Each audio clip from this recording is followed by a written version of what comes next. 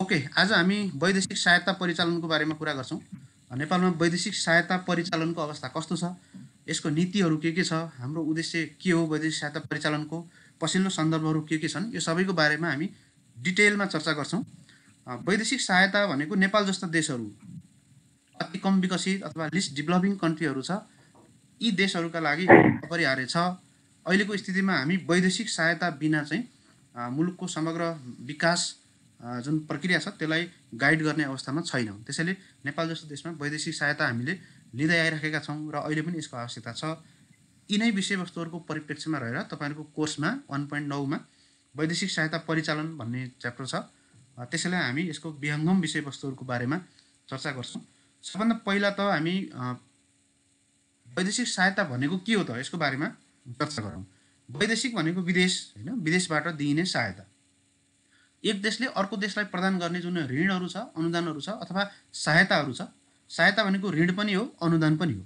यो दुईटै विदेशबाट प्राप्त हुने जुनसुकै प्रकारको ऋण र अनुदान जो चाहिँ एउटा देशले दिएको हुनसक्छ, है, एउटा देशले दिन्छ अथवा त्यो देश सम्बद्ध संस्थाहरू जुन मल्टिल्याटरल अर्गनाइजेसनहरू छ तिनीहरूले दिन्छ भने त्यसलाई हामी वैदेशिक सहायता भनेर भन्छौँ। जस्तो विदेशबाट प्राप्त हुने जस्तो अरू नागरिकहरूले दिएको, नागरिक लेभलमै दिएकोलाई हामी यो वैदेशिक सहायतामा राख्दैनौँ।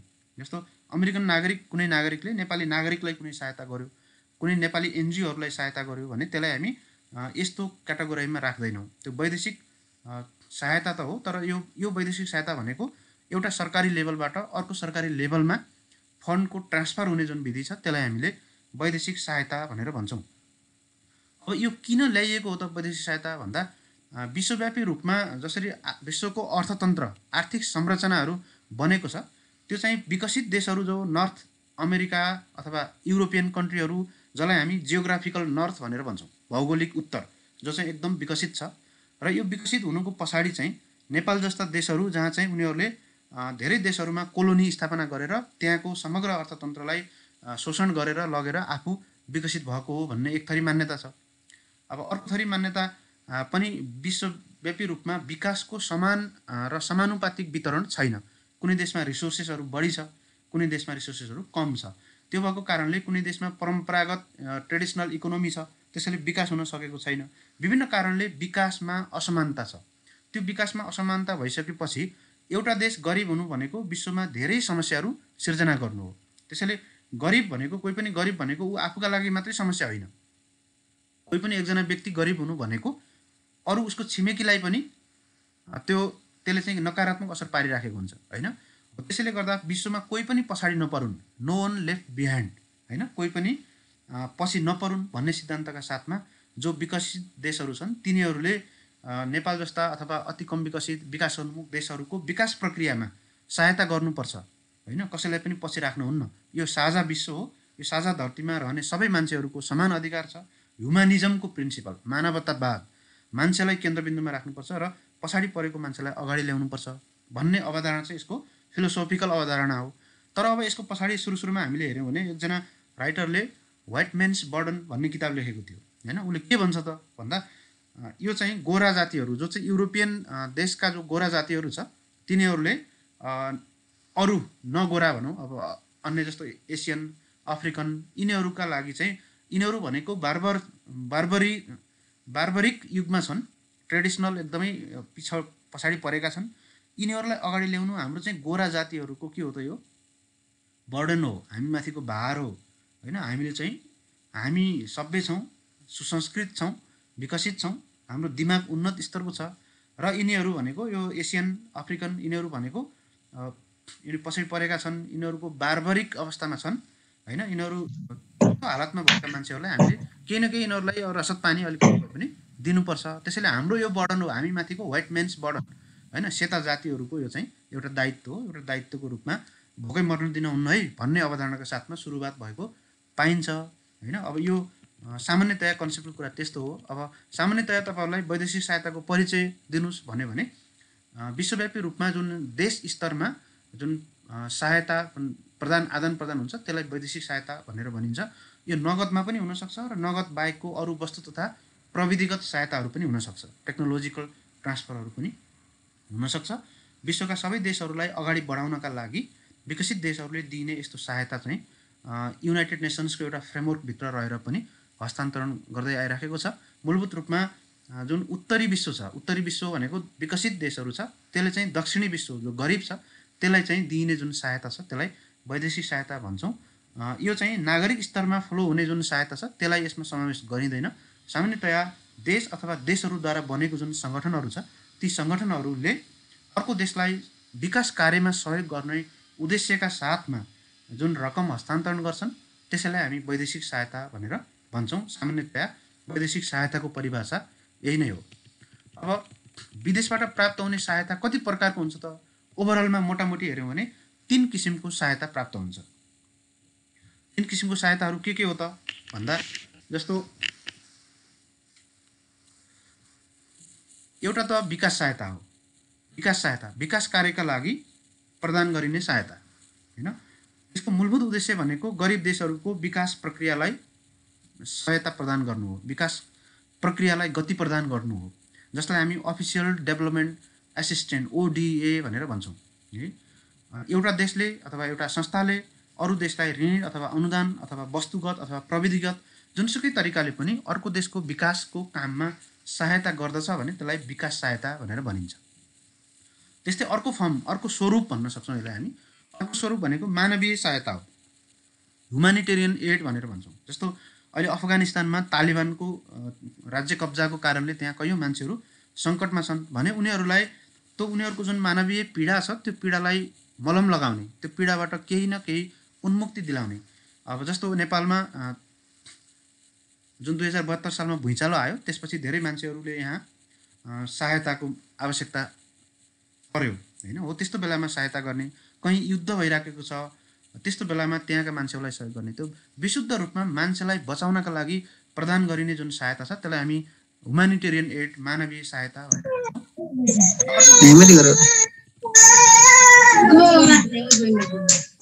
तपाईँहरूले म्युट गरिदिनु भएन है प्लिज, हम्बल रिक्वेस्ट छ म्युट गरिदिनुहोस् है, बच्चा बच्ची रोएको आवाज आइरहेको छ। त्यो बाहेकको अन्य सहायताहरू पनि हुन्छ, जस्तो सैन्य सहायताहरू हुनसक्छ हैन, मिलिट्री एड। फ्रान्सले नेपालको सैनिकीकरणलाई अगाडि बढाउनका लागि सहायता गरेको थियो भन्ने सुनिन्छ नि हैन। हो त्यस्तै एक देशले अर्को देशलाई सैनिक गतिविधि बढाउनका लागि सैन्य क्षेत्रमा सहायता दिन सक्छ।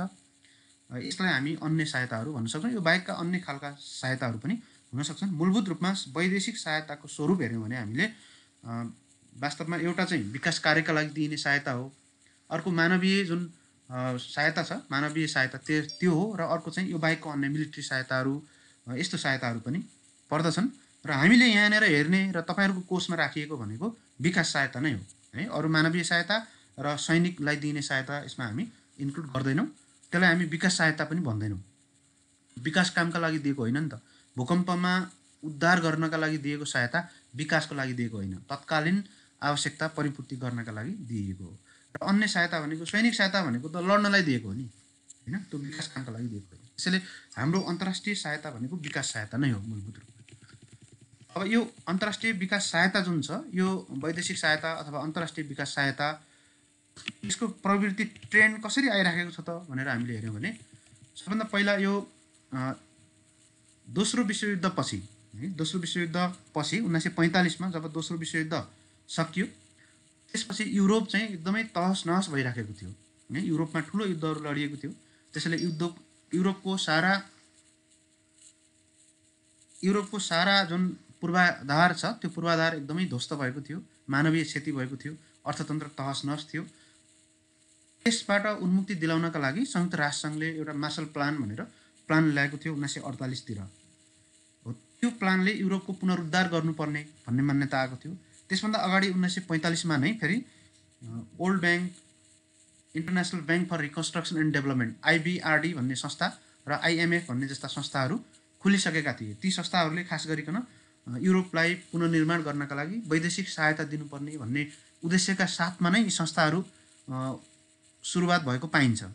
त्यो सुरुको दशकमा चाहिँ 1950 को दशकमा नेपालमा पनि 0.4 प्रोग्राम अन्तर्गत 2008 सालदेखि नै नेपालमा वैदेशिक सहायता अमेरिकाले दिएको थियो हैन। त्यही 1950 को दशकको हाराहारीमा त्यति बेला चाहिँ सुरुमा खाद्यान्नका लागि सहायता प्रदान गर्ने हैन, एउटा टोकन अफ लभ भन्छौँ नि, एउटा सम्बन्ध स्थापना गर्ने हो। त्यसको लागि चाहिँ सुरुमा नेपाल जस्ता देशहरूमा, विकसित देशहरूले सुरुमा प्रवृत्ति चाहिँ त्यस्तो थियो। त्यो वैदेशिक सहायता खाद्यान्नका लागि दिने, खान नपाएका मान्छेहरूलाई खाद्यान्न दिने, त्यस्तो सामान्य एउटा चाहिँ सुरुवाती चरणमा त्यसरी स्थापना भएको पाइन्छ। र 1960 को दशकमा आइयो भने अन्तर्राष्ट्रिय सहायताको प्रवृत्ति चाहिँ अलिकति फरक भएको पाउँछौँ। त्यसमा पूर्वाधार विकासतर्फ केन्द्रित भएको पाइन्छ। पूर्वाधार विकास जस्तो नेपालमा पनि त्यो 1960 को दशकमा आएपछि पूर्व पश्चिम राजमार्गहरू, विभिन्न उद्योगहरू हैन यस्तो खोलिराखेको थियो हैन। जस्तो कोदारी राजमार्ग, यी सब वैदेशिक सहायतामा बनेको हो नि त। अनि जस्तो अमेरिकी सहयोगमा बनेको धनगढीदेखि डडेलधुरासम्म जोड्ने भीमदत्त मार्ग लगायतका विभिन्न मार्गहरू छन्। यो पूर्वाधारमा केन्द्रित भएको पाइन्छ। त्यसपछि 1970 को दशकमा चाहिँ ग्रामीण विकास, रुरल डेभलपमेन्टतर्फ फोकस बढी देखिन्छ। 1980 को दशकमा आयो भने विश्व बैंक तथा अन्तर्राष्ट्रिय मुद्रा कोषहरूले संरचनात्मक समायोजनमा चाहिँ बढी सहायता दिएको पाइन्छ। संरचनागत समायोजन भन्नुको मतलब 1980 को दशकमा 1986 तिर नेपालमा 2040 को दशकमा सरकारको जुन अर्थतन्त्रमा रोल छ त्यो रोललाई कम गर्ने, घटाउने अथवा सार्वजनिक संस्थानहरूलाई निजीकरण गर्ने हो। त्यस्तो कामका लागि चाहिँ संरचनागत समायोजन कार्यक्रम भनेर उनीहरूले structural adjustment programme SAP SAP भनेर घोषणा गरेको थियो विश्व बैंक र अन्तर्राष्ट्रिय मुद्रा कोषले। त्यसैमा नेपालमा पनि त्यति बेला 2047-48 तिर नयाँ सरकार बन्यो र त्यो नयाँ सरकार बनिसकेपछि त्यो नयाँ सरकारले फेरि स्ट्रक्चरल एडजस्टमेन्ट प्रोग्रामलाई अगाडि सारेर नेपालमा निजीकरणका कुराहरू, उदारीकरणका कुराहरू अगाडि ल्याइयो। निजीकरण र उदारीकरणतर्फ चाहिँ बढी फोकस भएको पाइन्छ 1980 को दशकमा।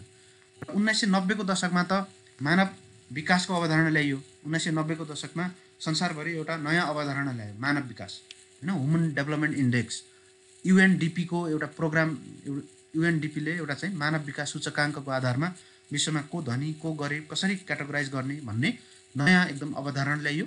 त्यो अवधारणा बमोजिम अब मानव विकासका विभिन्न पक्षहरूमा, शिक्षा, स्वास्थ्य लगायतका मानव विकास कसरी हुन्छ त हो त्यसमा फोकस गर्नुपर्छ भन्ने अवधारणा आयो। त्यसैतर्फ विश्वव्यापी रूपमा वैदेशिक सहायताको प्रवृत्ति पनि गएको पाइन्छ। 2000 को दशकमा आइपुग्दा सहस्राब्दी विकास लक्ष्य MDG भनेर युनाइटेड नेसन्सले घोषणा गर्यो र त्यसले मूलभूत रूपमा गरिबी निवारण गर्नुपर्छ भनेर फोकस गरियो। नेपालमा पनि 2010औं योजना हैन 2059-60 देखि पछाडि हामीले गरिबी निवारणलाई एकमात्र योजनाको लक्ष्य भनेर घोषणा गरेका छौँ र सबै वैदेशिक सहायताहरू जति छ त्यसलाई गरिबी निवारणमै च्यानलाइज गर्ने भन्ने ट्रेन्ड छ। र 2010 भन्दा पछाडि चाहिँ अहिले समावेशी विकास, सुशासन, गभर्नेन्स रिफर्म भन्छौँ। अहिले शासन प्रणालीमा सुधार, नीतिगत सुधारहरू, ओभरअल गभर्नेन्समा रिफर्म गर्नेतर्फ अन्तर्राष्ट्रिय सहायताको प्रवृत्ति तर्फ देखिन्छ। यसरी ट्रेन्ड चाहिँ चेन्ज भइराखेको छ। जाँचमा क्वेसन आउन सक्छ अन्तर्राष्ट्रिय विकास सहायता नेपालमा पनि यही नै हो, विश्वव्यापी पनि यही नै हो, यसको प्रवृत्ति कसरी परिवर्तन भइराखेको छ भन्ने क्वेसन आयो भने 1950 देखि सुरुवात गरेर 2010 को दशकसम्म अहिलेसम्म आइपुग्दा विकास सहायता सुरुमा खाद्यान्न सहायतादेखि अहिलेसम्म गभर्नेन्सको ओभरअल रिफर्मसम्म, शासन प्रणालीमा पुरै सुधार गर्ने, सङ्घीयतामा सुधार, सुशासन, समावेशी विकास, नागरिक सहभागिता, यी सब कुराहरूमा पछिल्लो चरणमा सहायता आएको पाइन्छ। नेपालमा वैदेशिक सहायताको आवश्यकता किन पर्यो त भन्दा नेपालमा वैदेशिक सहायताको मूलभूत रूपमा 4 वटा ग्यापहरू छन्। त्यो ग्यापलाई पुरा गर्नका लागि वैदेशिक सहायता चाहिएको हो। 4 वटा ग्यापहरू छन्। नेपाल जस्ता सबै देशहरूमा यस्तै ग्यापहरू हुन्छ। एउटा ग्याप, पहिलो ग्याप के हो भन्दा सरकारी बजेटमा घाटा वित्तको अवस्था कायम छ हैन। हाम्रो चाहिँ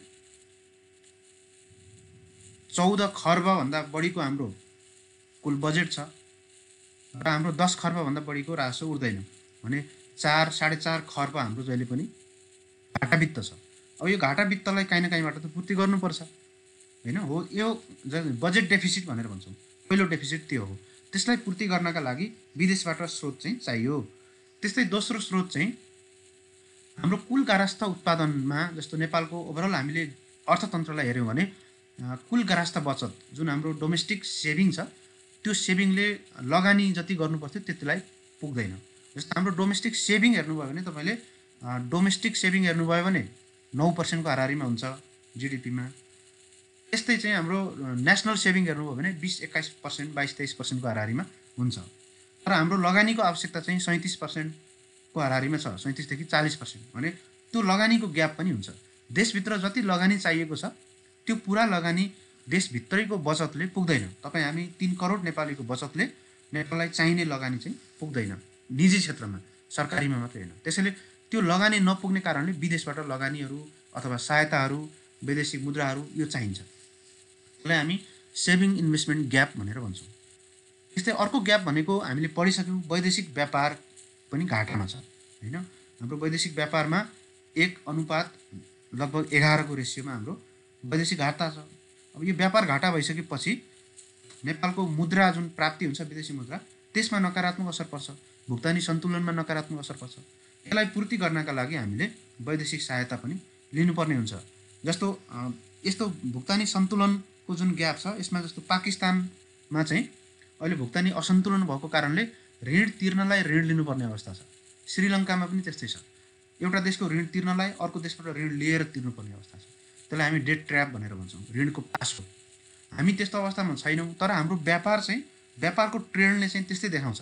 हामीले व्यापारबाट आम्दानी गर्न सकेका छैनौँ, विदेशी मुद्रा आर्जन गर्न सकेका छैनौँ। त्यसको विकल्पमा हामीले रेमिट्यान्सबाट पैसा आइरहेछ। भोलिपछि रेमिट्यान्स पनि घट्यो भने के हुन्छ त? हाम्रो नेपाल त डुब्छ होइन। त्यसले हाम्रो त्यसपछिको हाम्रो विकल्प के हो त? फेरि वैदेशिक सहायता हो। यो सहायताबाट पनि विदेशी मुद्रा प्राप्त हुन्छ। त्यस्तै अर्को चाहिँ हामीसँग प्रविधिको ग्याप पनि छ, टेक्नोलोजिकल ग्याप छ। यो प्रविधिको ग्याप भनेको हामीसँग पैसा भए पनि यदि हामीसँग प्रविधि छैन भने हामीले विकास गर्न सक्दैनौँ। रेलवे बनाउनलाई हामीसँग जति पनि पैसा भए पनि हामीले रेलवे डेभलप गर्न सक्दैनौँ। भनेपछि हामीले जस्तो हाम्रो नेपाली सेटेलाइट पठाउनु पऱ्यो, अन्तरिक्षमा पठाउनु पऱ्यो, हामीसँग पैसा टन्न छ तर प्रविधि छैन। त्यो प्रविधि किन्न पनि सहायता त चाहियो नि। कुनै न कुनै देशले प्रविधि दिएपछि नै हामीले पाउने हो। त्यसैले प्रविधिको हस्तान्तरण जुन छ त्यो त्यसका लागि पनि वैदेशिक सहायता आवश्यक पर्दछ र यो प्रविधिको हस्तान्तरण पनि वैदेशिक सहायताभित्रको एउटा अङ्ग हो। र अर्को चाहिँ हाम्रो आन्तरिक रूपमा ऋण परिचालन गर्ने क्षमता पनि हाम्रो कमजोर छ। देशभित्र पर्याप्त मात्रामा निजी क्षेत्रसँग जनताहरूसँग बचत छैन। त्यसैले जो डोमेस्टिक डेट मोबिलाइजेसन छ त्यसमा पनि ग्याप छ। हामी सरकारलाई जति पैसा चाहिएको थियो त्यो सबै पैसा डोमेस्टिकबाट हामीले लिन सक्दैनौँ, किन भन्दा त्यो क्राउड आउट इफेक्ट पनि हुन्छ र हाम्रो बैंक तथा वित्तीय संस्थामा त्यस्तो क्षमता पनि छैन। त्यसैले वैदेशिक सहायता आवश्यक पर्छ। यो संसारभरि नेपाल जस्ता जो गरिब देशहरू छन् यिनीहरूका लागि यो चारैवटा ग्यापहरू हुन्छ र त्यही परिपूर्ति गर्नका लागि वैदेशिक सहायता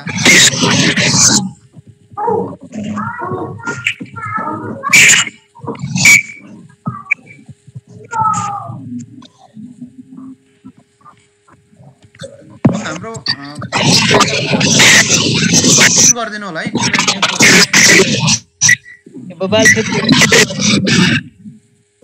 म्युट गर्नलाई किन यति धेरै कन्जुसी? बवाल छेत्री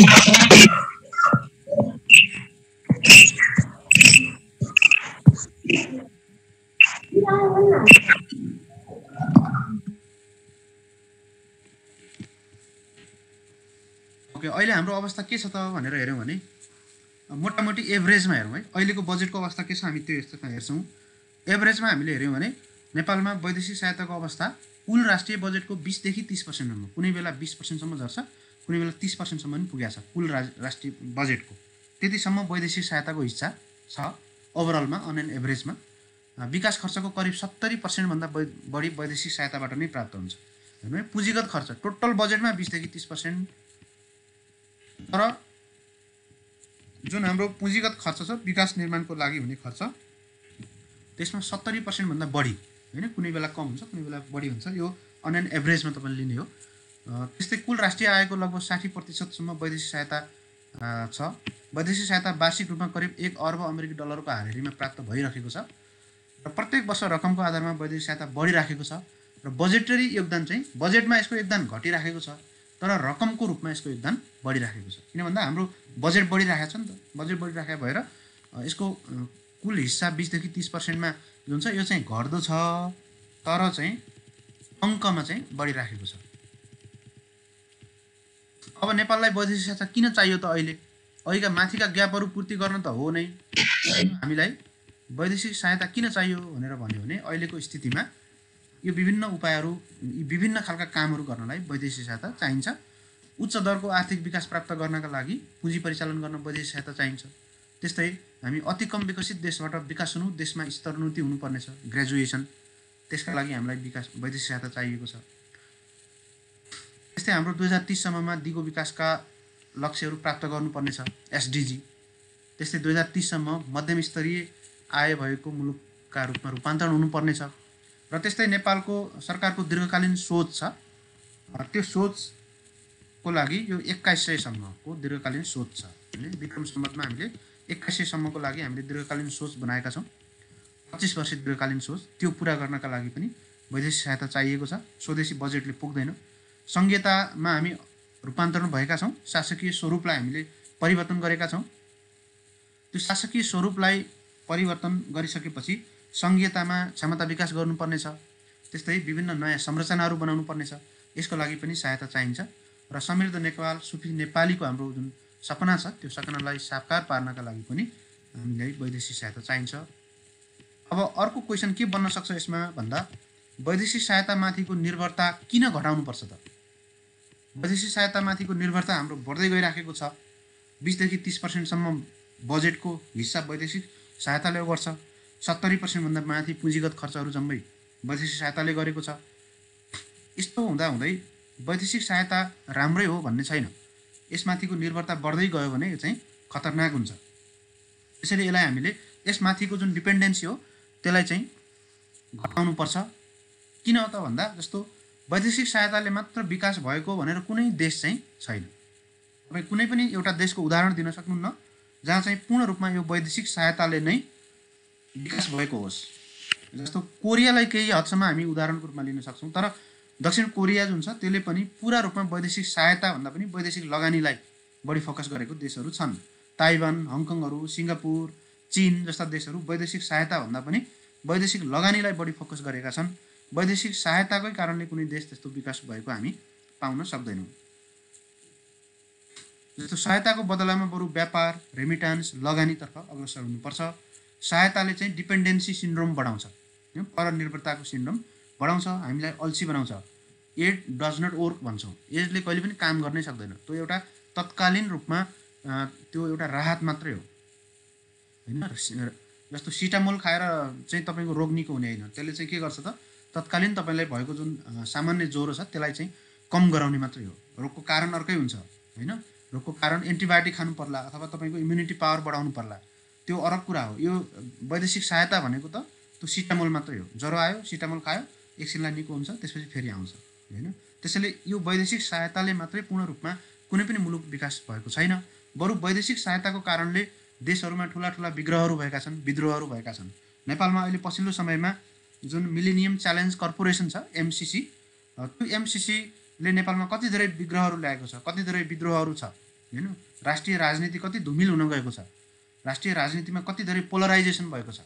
होइन, यो नेपालको मुलुकको स्वाधीनतामाथि नै ठुलो च्यालेन्ज गर्न सक्ने अवस्था देखिन्छ। त्यसैले वैदेशिक सहायता लिनुपर्छ नलिने होइन, आवश्यकता छैन भन्ने होइन, आवश्यकता छ, तर त्यो हाम्रो हितमा हुनुपर्छ।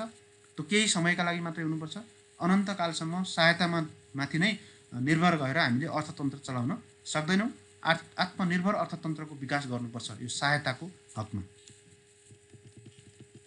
वैदेशिक सहायताको सिद्धान्तहरू छन्। यसको मूलभूत रूपमा हामीले दुईवटा सिद्धान्तहरू छन् भनेर भन्छौँ। एउटा सिद्धान्त हो आर्थिक सिद्धान्त र अर्को सिद्धान्त हो राजनीतिक सिद्धान्त। वैदेशिक सहायता विश्वव्यापी रूपमा परिचालन गर्नुको पछाडिको दुईवटा सिद्धान्तहरू छन्। आर्थिक सिद्धान्त भन्नुको मतलब चाहिँ इकोनोमीलाई डेभलप गर्नुपर्छ। होइन, इकोनोमीमा अघि हामीले जुन भन्यौँ नि, यसको ग्यापहरू छन् नि नेपालमा। नेपालको इकोनोमीमा ग्यापहरू छन्। 2 ग्याप थ्योरी भन्ने एउटा दिएको छ टोटाहरूले। के भन्छ उसले? सेभिङ ग्याप र फरेन एक्सचेन्ज ग्याप। हामीले त 4वटा ग्यापको कुरा गऱ्यौँ। होइन, इकोनोमिस्टहरूले 2 ग्याप, दुईवटा ग्याप छ, सेभिङ ग्याप र फरेन एक्सचेन्ज ग्याप। यो दुईवटा ग्यापलाई पूर्ति गर्नलाई वैदेशिक सहायता चाहिन्छ। अनि सप्लिमेन्टल थ्योरीहरू छन्। सप्लिमेन्टल थ्योरीहरू भनेको नेपालमा आफैले गरेर केही पनि हुँदैन, नेपालमा केही नेपालले काम गर्छ, त्यसका लागि विदेशबाट केही न केही सप्लिमेन्टरी चिजहरू चाहिन्छ, त्यो भनेको वैदेशिक सहायता हो भन्छ। त्यो डिस्प्लेसमेन्ट थ्योरी भन्छ। यहाँ चाहिँ जुन गरिबी छ, अशिक्षा छ, यहाँ चाहिँ मान्छेहरूले काम गर्न सक्दैनन्, त्यस्तो कामलाई हटाउने, रिप्लेस गर्ने, डिस्प्लेस गर्नका लागि पनि एउटा नयाँ एनर्जेटिक रूपमा विदेशबाट केही न केही टेक्नोलोजी आउनुपर्छ, जसले चाहिँ यहाँको चाहिँ अराजकता यहाँको चाहिँ गरिबी पछौटेपन त्यसलाई हटाउन सकिन्छ। त्यो डिस्प्लेसमेन्ट थ्योरीले त्यस्तो भन्छ। र अर्को बिग पुस थ्योरी भन्ने छ, जेफ्री स्याक भन्ने मान्छेले के भन्छ त भन्दा अर्थतन्त्रको विकासका लागि कुनै पनि देशको जुन हामी विकासको बारेमा सोध्छौँ त्यो विकास कसरी हुन्छ त भन्दा ठुलो धक्का ल्याउनु हुन्छ, बडा धक्का सिद्धान्त भनेर भन्छ। ठुलो धक्का जसरी भुइँचालोले ल्याएर ठुलो धक्का ल्याउँछ त्यस्तै गरेर अर्थतन्त्रमा पनि लगानीको अथवा लगानीको ठुलो धक्का दिनुपर्छ। त्यो ठुलो धक्काले धेरै तहस नहस ल्याउँछ अनि मात्रै विकास हुन्छ। त्यो ठुलो धक्का देशभित्रैबाट ल्याउन सकिँदैन, विदेशबाट ल्याउने हो। विदेशबाट प्रविधि र पुँजीको एकदमै ठुलो चाहिँ झटारो हान्नुपर्छ अनि मात्रै विकास हुन्छ भन्ने यो चाहिँ आर्थिक सिद्धान्त हो। अब यो अर्को राजनीतिक सिद्धान्त पनि छ। राजनीतिक सिद्धान्तले के भन्छ त भन्दा यो अर्थतन्त्रको विकासका लागि मात्रै होइन कि यो चाहिँ अल्ट्रुइजमको लागि, सबैको हितको लागि, सबै मान्छेहरूको नैतिक दायित्व हो नि। तपाईँले साँझ बिहान खानुहुन्छ, तपाईँको घरमा खानेकुरा खेर गइराखेको छ, तपाईँको छिमेकीले खानै पाउनु भएको छैन, त्यो मोरल भयो, त्यो नैतिक हो होइन? त्यो नैतिक भएन नि, तपाईँले अनैतिक काम गरिराख्नु भएको छ। त्यसैले तपाईँले के गर्नु पऱ्यो त, आफ्नो खाना केही बचत हुन्छ भने त्यसलाई चाहिँ छिमेकीलाई दिनु पऱ्यो। हो यही नै हो विश्वव्यापी रूपमा। राष्ट्रहरू त जसरी तपाईँको पल्लो घर तपाईँको छिमेकी हो भने राष्ट्रहरू विश्वव्यापी रूपमा छिमेकी हो नि त। त्यसरी हामीले राष्ट्रलाई एउटा चाहिँ व्यक्तिको रूपमा ट्रिटमेन्ट गऱ्यौँ भने कुनै व्यक्ति युरोपमा खाना धेरै छ, मान्छेहरूको आम्दानी धेरै छ, नेपाल जस्ता देशहरूमा आम्दानी कम छ, हामी नखाएर मर्छौँ, उनीहरू बढी खाएर मर्छन् भने बढी खाएर मर्ने चाहिँ दिनु भएन। त्यो अल्ट्रुइजमको लागि, मानवतावादको लागि, नैतिक कर्तव्यको लागि दिनुपर्छ। र सुरुमा अघि मैले भने नि त व्हाइट मेन्स बर्डन, यो गोराहरूको जुन विकसित भए उनीहरू सभ्य छन्, हामीहरू असभ्य छौँ, सभ्यले असभ्यको दायित्व वहन गर्नुपर्छ है। यिनीहरूलाई केही न केही उनीहरूको दायित्व पनि रहन्छ भन्ने हो।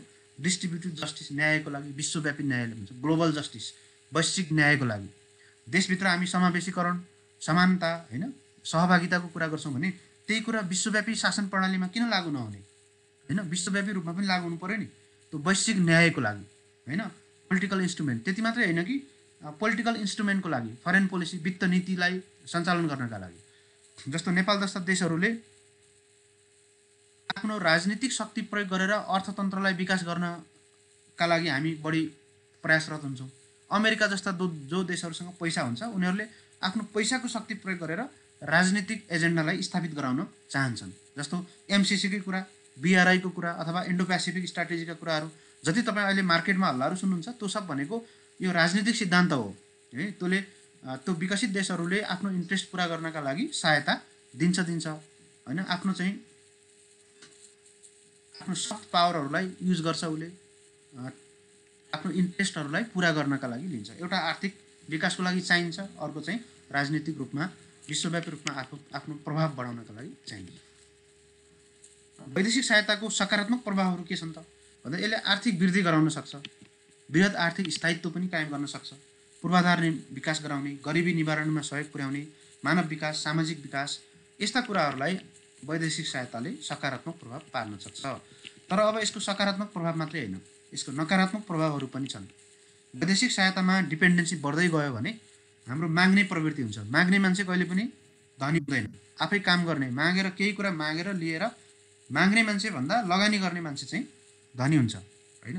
अब यो वैदेशिक सहायता भनेको माग्ने र दिनेको खेल हो होइन। तपाईँले कुनै एकजना मान्छेलाई पशुपतिमा गएर केही कुरा दिइराख्नु भएको छ भने त्यो वर्षौँदेखि मागिराखेको हुन्छ, सधैँभरि माग्नेको प्रवृत्ति सधैँभरि माग्ने नै हुन्छ।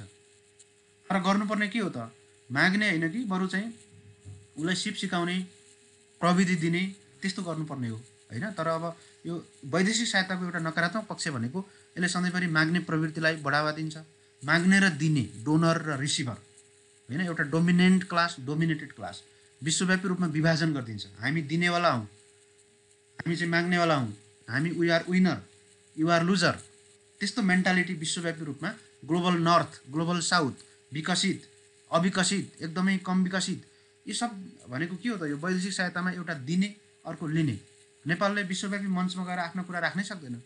किन भन्दा हामी जहिले माग्ने हो, भिखारी हो, हामी जहाँ गयो भने माग्ने हो, ल केही देऊ हजुर भन्ने हो भनेपछि यो यसको नकारात्मक पक्ष हो। त्यस्तै अर्को राष्ट्रिय आत्मविश्वासको कमी हुन्छ। नेपालले केही गर्नै सक्दैन, हामीसँग ग्याप छ, विभिन्न खालका ग्यापहरू छ, प्रविधि छैन, पुँजी छैन, बचत छैन, लगानी छैन, उद्योग छैन, सब कुरा छैन भने हाम्रो नेसनल जुन हाम्रो कन्फिडेन्स हुन्छ नि, त्यो नेसनल कन्फिडेन्स सबभन्दा ठुलो कुरा हो राष्ट्रको विकासको लागि। त्यो नेसनल कन्फिडेन्स पनि घटेर जान्छ। अनि डिपेन्डेन्सी सिन्ड्रोम बढाउँछ यसले। डिपेन्डेन्सी सिन्ड्रोम भनेको के हो त भन्दा जस्तो अरू देशसँग निर्भर भयो भने आफ्नो देशको हामीले विकास गर्नै छोडिदिन्छौँ। गाउँघरतिर पनि कोही माग्ने मान्छे छ भने हेर्नु होला, त्यसले मागेर खाने बानी गरेको छ भने त्यसले आफ्नो करेसाबारीमा एउटा चाहिँ लसुन पनि लगाउँदैन, जमिन हुन्छ उसँग। किन भन्दा त्यो डिपेन्डेन्सी सिन्ड्रोम हो। यो राष्ट्रको हितमा हकमा पनि त्यही व्यवस्था लागु हुन्छ। त्यसैले यो एउटा लक्षण हो, एउटा रोग हो सधैँभरि मागिराख्ने, अरूसँगै परनिर्भरता गर्ने। त्यस्तै विकासको लागत पनि उच्च हुन्छ वैदेशिक सहायतामा। किन भन्दा वैदेशिक सहायता दिनेले त त्यत्तिकै दिँदैन, संसारभरि कहीँ पनि पैसा त त्यत्तिकै आउँदैन। अमेरिकाले जुन एमसिसीमा नेपाललाई पैसा दिने भनेको छ $50 मिलियन, त्यो पैसा त अमेरिकाको ट्याक्स पेयरको पैसा हो नि, त्यहाँको बजेटबाट एलोकेसन भएर आउने पैसा हो। र त्यो पैसा त्यत्तिकै आउँदैन। र त्यो पैसाको लागि उसले नेपालमा आफ्ना प्रविधिहरू ल्याउँछ, आफ्नो चाहिँ जनशक्ति ल्याउँछ, आफ्नो कन्सल्टेन्टहरू ल्याउँछ, आफूले भनेअनुसार खर्च गर्छ, आफ्नै देशबाट विभिन्न खरिदहरू गराउँछ। त्यो सब कामहरू गर्दा ओभरअल नेपालको विकासको जुन लागत छ त्यो लागत उच्च भइदिन्छ। हरेक ठाउँमा त्यही नै हो, विकासको जुन सहायता छ त्यो सहायताबाट प्राप्त हुने विकास चाहिँ उच्च लागतको हुन्छ। अब नेपालको विकास साझेदारहरू के छन् भनेर हेरौँ। विकासका साझेदारहरू नेपालका लागि अन्तर्राष्ट्रिय जगतमा करिब 41वटा दात्री निकायहरू छन्। तीमध्ये नेपालमा आवासीय कार्यालय खोलेका दात्री निकायहरू 35वटा छन्। हेर्नुहोस् है, दात्री निकायहरू विभिन्न खालका दात्री निकाय, देशहरू बाहेक है, देशहरू बाहेक। नेपालमा विदेशबाट प्रवाह हुने जम्मा सहायता प्रति वर्ष हो है 1.5 खर्बभन्दा बढी हुन्छ। प्रत्येक वर्ष यतिभन्दा बढी आइरहेको हुन्छ, रियलाइज्ड भएको हुन्छ। यो पनि दुई किसिमको हुन्छ। एउटा उनीहरूले यति दिन्छु भनेर सम्झौता गरेको हुन्छ, अर्को वास्तवमा दिएको हुन्छ। उनीहरूले जुन प्रमिस गरेको हुन्छ त्यो धेरै हुन्छ, त्यो हाम्रो समस्यामा हामी कुरा गर्छौँ, तर वास्तवमा रियलाइज हुने कम हुन्छ। अन्तर्राष्ट्रिय गैर सरकारी क्षेत्रबाट करिब कुल सहायताको 12% चाहिँ प्राप्त भइरहेछ अहिलेसम्म है। सरकारी विकास सहायता बापत 2 खर्ब आउने, सरकारको जुन विकास कार्यका लागि 2 खर्ब आउने गरेको छ। बहुपक्षीय दाताहरूमा जस्तो विश्व बैंक, एसियाली विकास बैंक, संयुक्त राष्ट्रसङ्घ, युरोपियन युनियन लगायतका छन्। यिनीहरूबाट कुल सहायताको 60% आउँछ र देशहरूबाट करिब 40% को हाराहारीमा वैदेशिक सहायता प्राप्त हुन्छ। 60-40 को हिस्सा छ। अब वैदेशिक सहायता परिचालनमा विकास साझेदारहरूको भूमिका के छ त? विकास साझेदारहरू भनेको हाम्रो डोनर एजेन्सीहरू।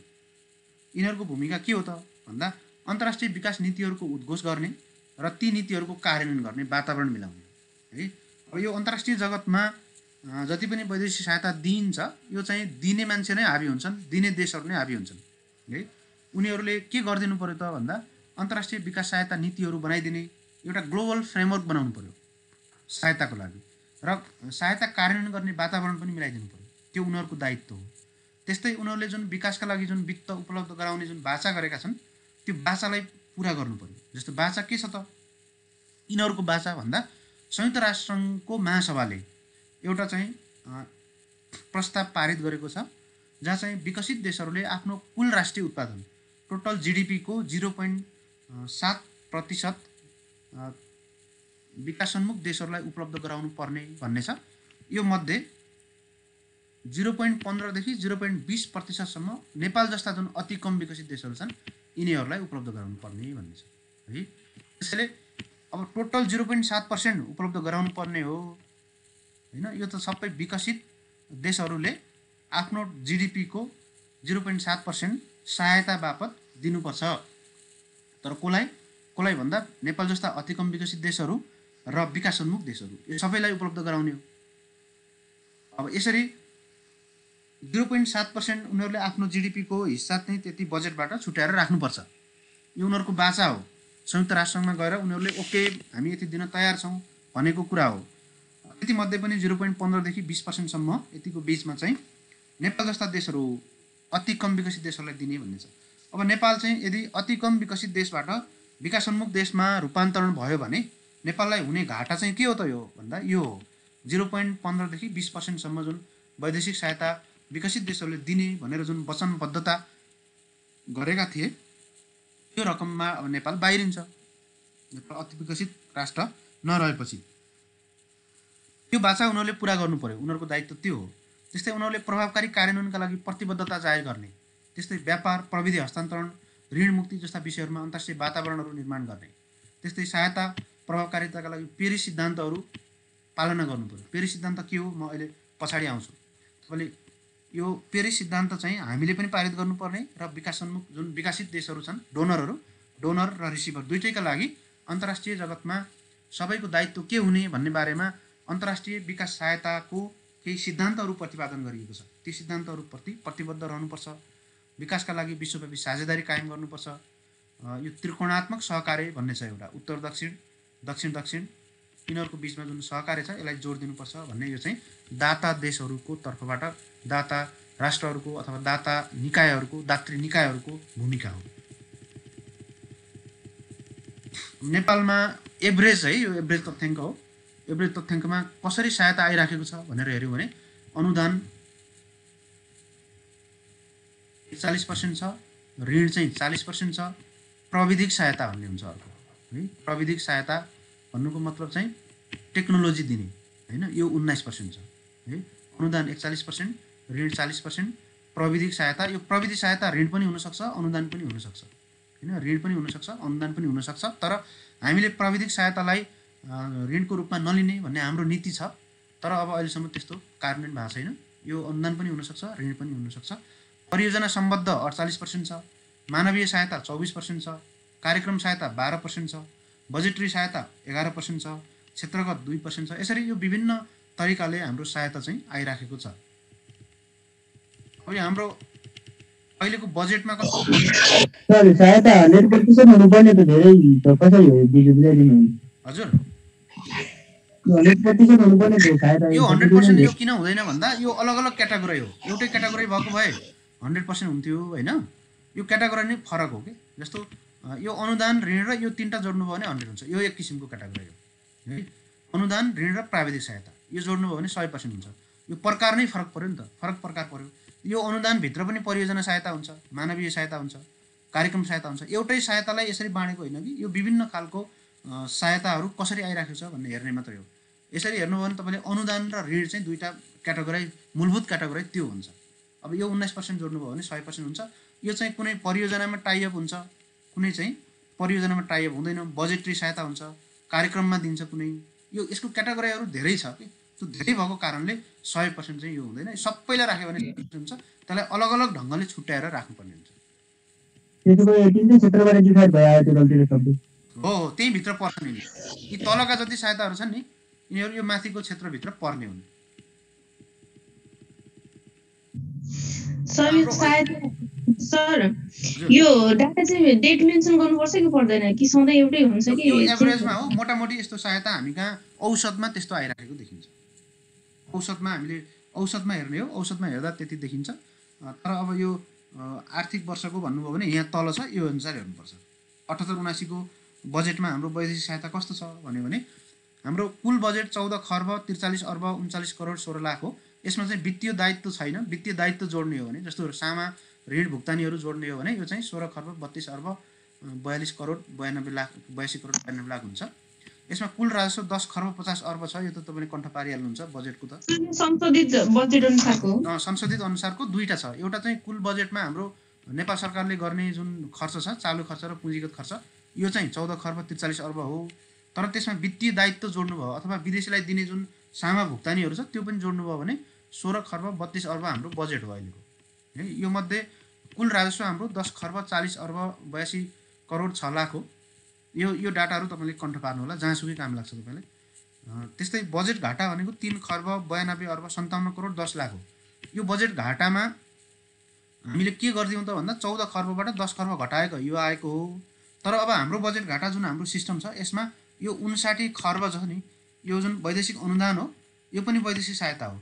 यसलाई पनि हामीले वैदेशिक घाटा मान्दैनौँ यसलाई। त्यसैले यो हामीले 10 खर्ब 50 अर्ब जुन राजस्व छ यसलाई राजस्वकै रूपमा जोड्छौँ। 11 खर्ब 9 अर्ब जति हुन आउँछ टोटल नेपालको जुन कुल राजस्व र वैदेशिक अनुदान। त्यसपछि मात्रै हामीले वैदेशिक घाटा बजेट घाटा भनेर भन्छौँ। कुल बजेटमा वैदेशिक अनुदान प्रतिशत 4.16% छ। वैदेशिक ऋण 2 खर्ब 83 अर्ब 8 करोड 87 लाख छ। लिने भन्ने हो, यो अनुमान मात्रै हो, यति आउन पनि सक्छ नआउन पनि सक्छ। वैदेशिक ऋण प्रतिशत 19.62% छ। त्यस्तै कुल वैदेशिक सहायता हाम्रो 3 खर्ब 43 अर्ब 86 लाख हुन आउँछ यो दुईटा वैदेशिक अनुदान र वैदेशिक ऋण जोडेर। अब कुल वैदेशिक सहायता पर्सेन्ट 23.76% छ। अघि हामीले 20 देखि 30% को हाराहारीमा छ भनेको थियौँ नि बजेटको, हो यो यही नै हो। अहिले 23 छ, कुनै बेला बढ्छ कुनै बेला घट्छ, 30% सम्म पनि पुगेको छ टोटल बजेटको। आन्तरिक ऋण हामीले हेर्नुभयो भने हेर्नुहोस् 2 खर्ब 39 अर्ब मात्रै हो। आन्तरिक ऋण 2 खर्ब 39 अर्ब हो। वैदेशिक ऋण चाहिँ हाम्रो 2 खर्ब 83 अर्ब हो। आन्तरिक ऋण भन्दा वैदेशिक ऋण बढी छ।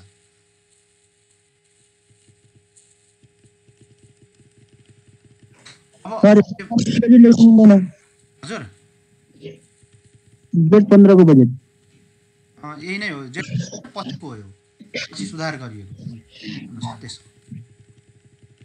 अब नेपालमा वैदेशिक सहायताको प्रकार हेर्नुहोस् है, कसरी बाँड्न सकिन्छ, यो पनि क्वेसन इम्पोर्टेन्ट छ, आउन सक्छ। नेपालमा वैदेशिक सहायताको प्रकार जस्तो दात्री निकायको आधारमा भन्यो भने द्विपक्षीय र बहुपक्षीय छ। हामी अघि कुरा गऱ्यौँ, द्विपक्षीय मित्र राष्ट्रबाट प्राप्त हुने, बहुपक्षीय संस्थाहरूबाट प्राप्त हुने। सहायताको प्रकृतिको आधारमा अनुदान र ऋण, फिर्ता गर्नु नपर्ने अनुदान, फिर्ता गर्नुपर्ने ऋण। प्राप्तिको तरिकाको आधारमा हेर्नुहोस् है, तरिकाको आधारमा नगद सहायता भनेको पैसा दिने, नगद सहायता पैसा दिने। वस्तुगत सहायता वस्तुहरू किनेर दिने, रेलवे बनाउनु पर्यो त्यसको लागि लिगहरू किनेर दिने, होइन, त्यस्तो वस्तुगत सहायता।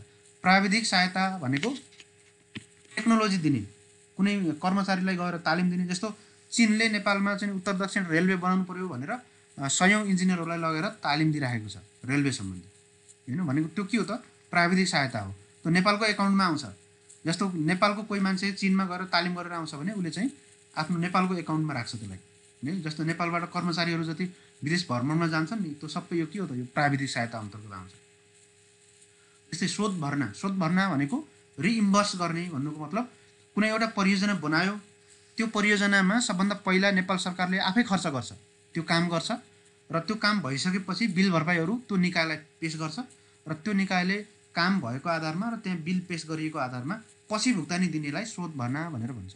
नगद सहायता भनेको सुरुमै पैसा दिइदिने, ल खर्च गर्नुहोस् तपाईँ भनेर बजेटमा राखिदिने। त्यो भनेको शोध भर्ना भनेको सुरुमा पैसा नदिने, तर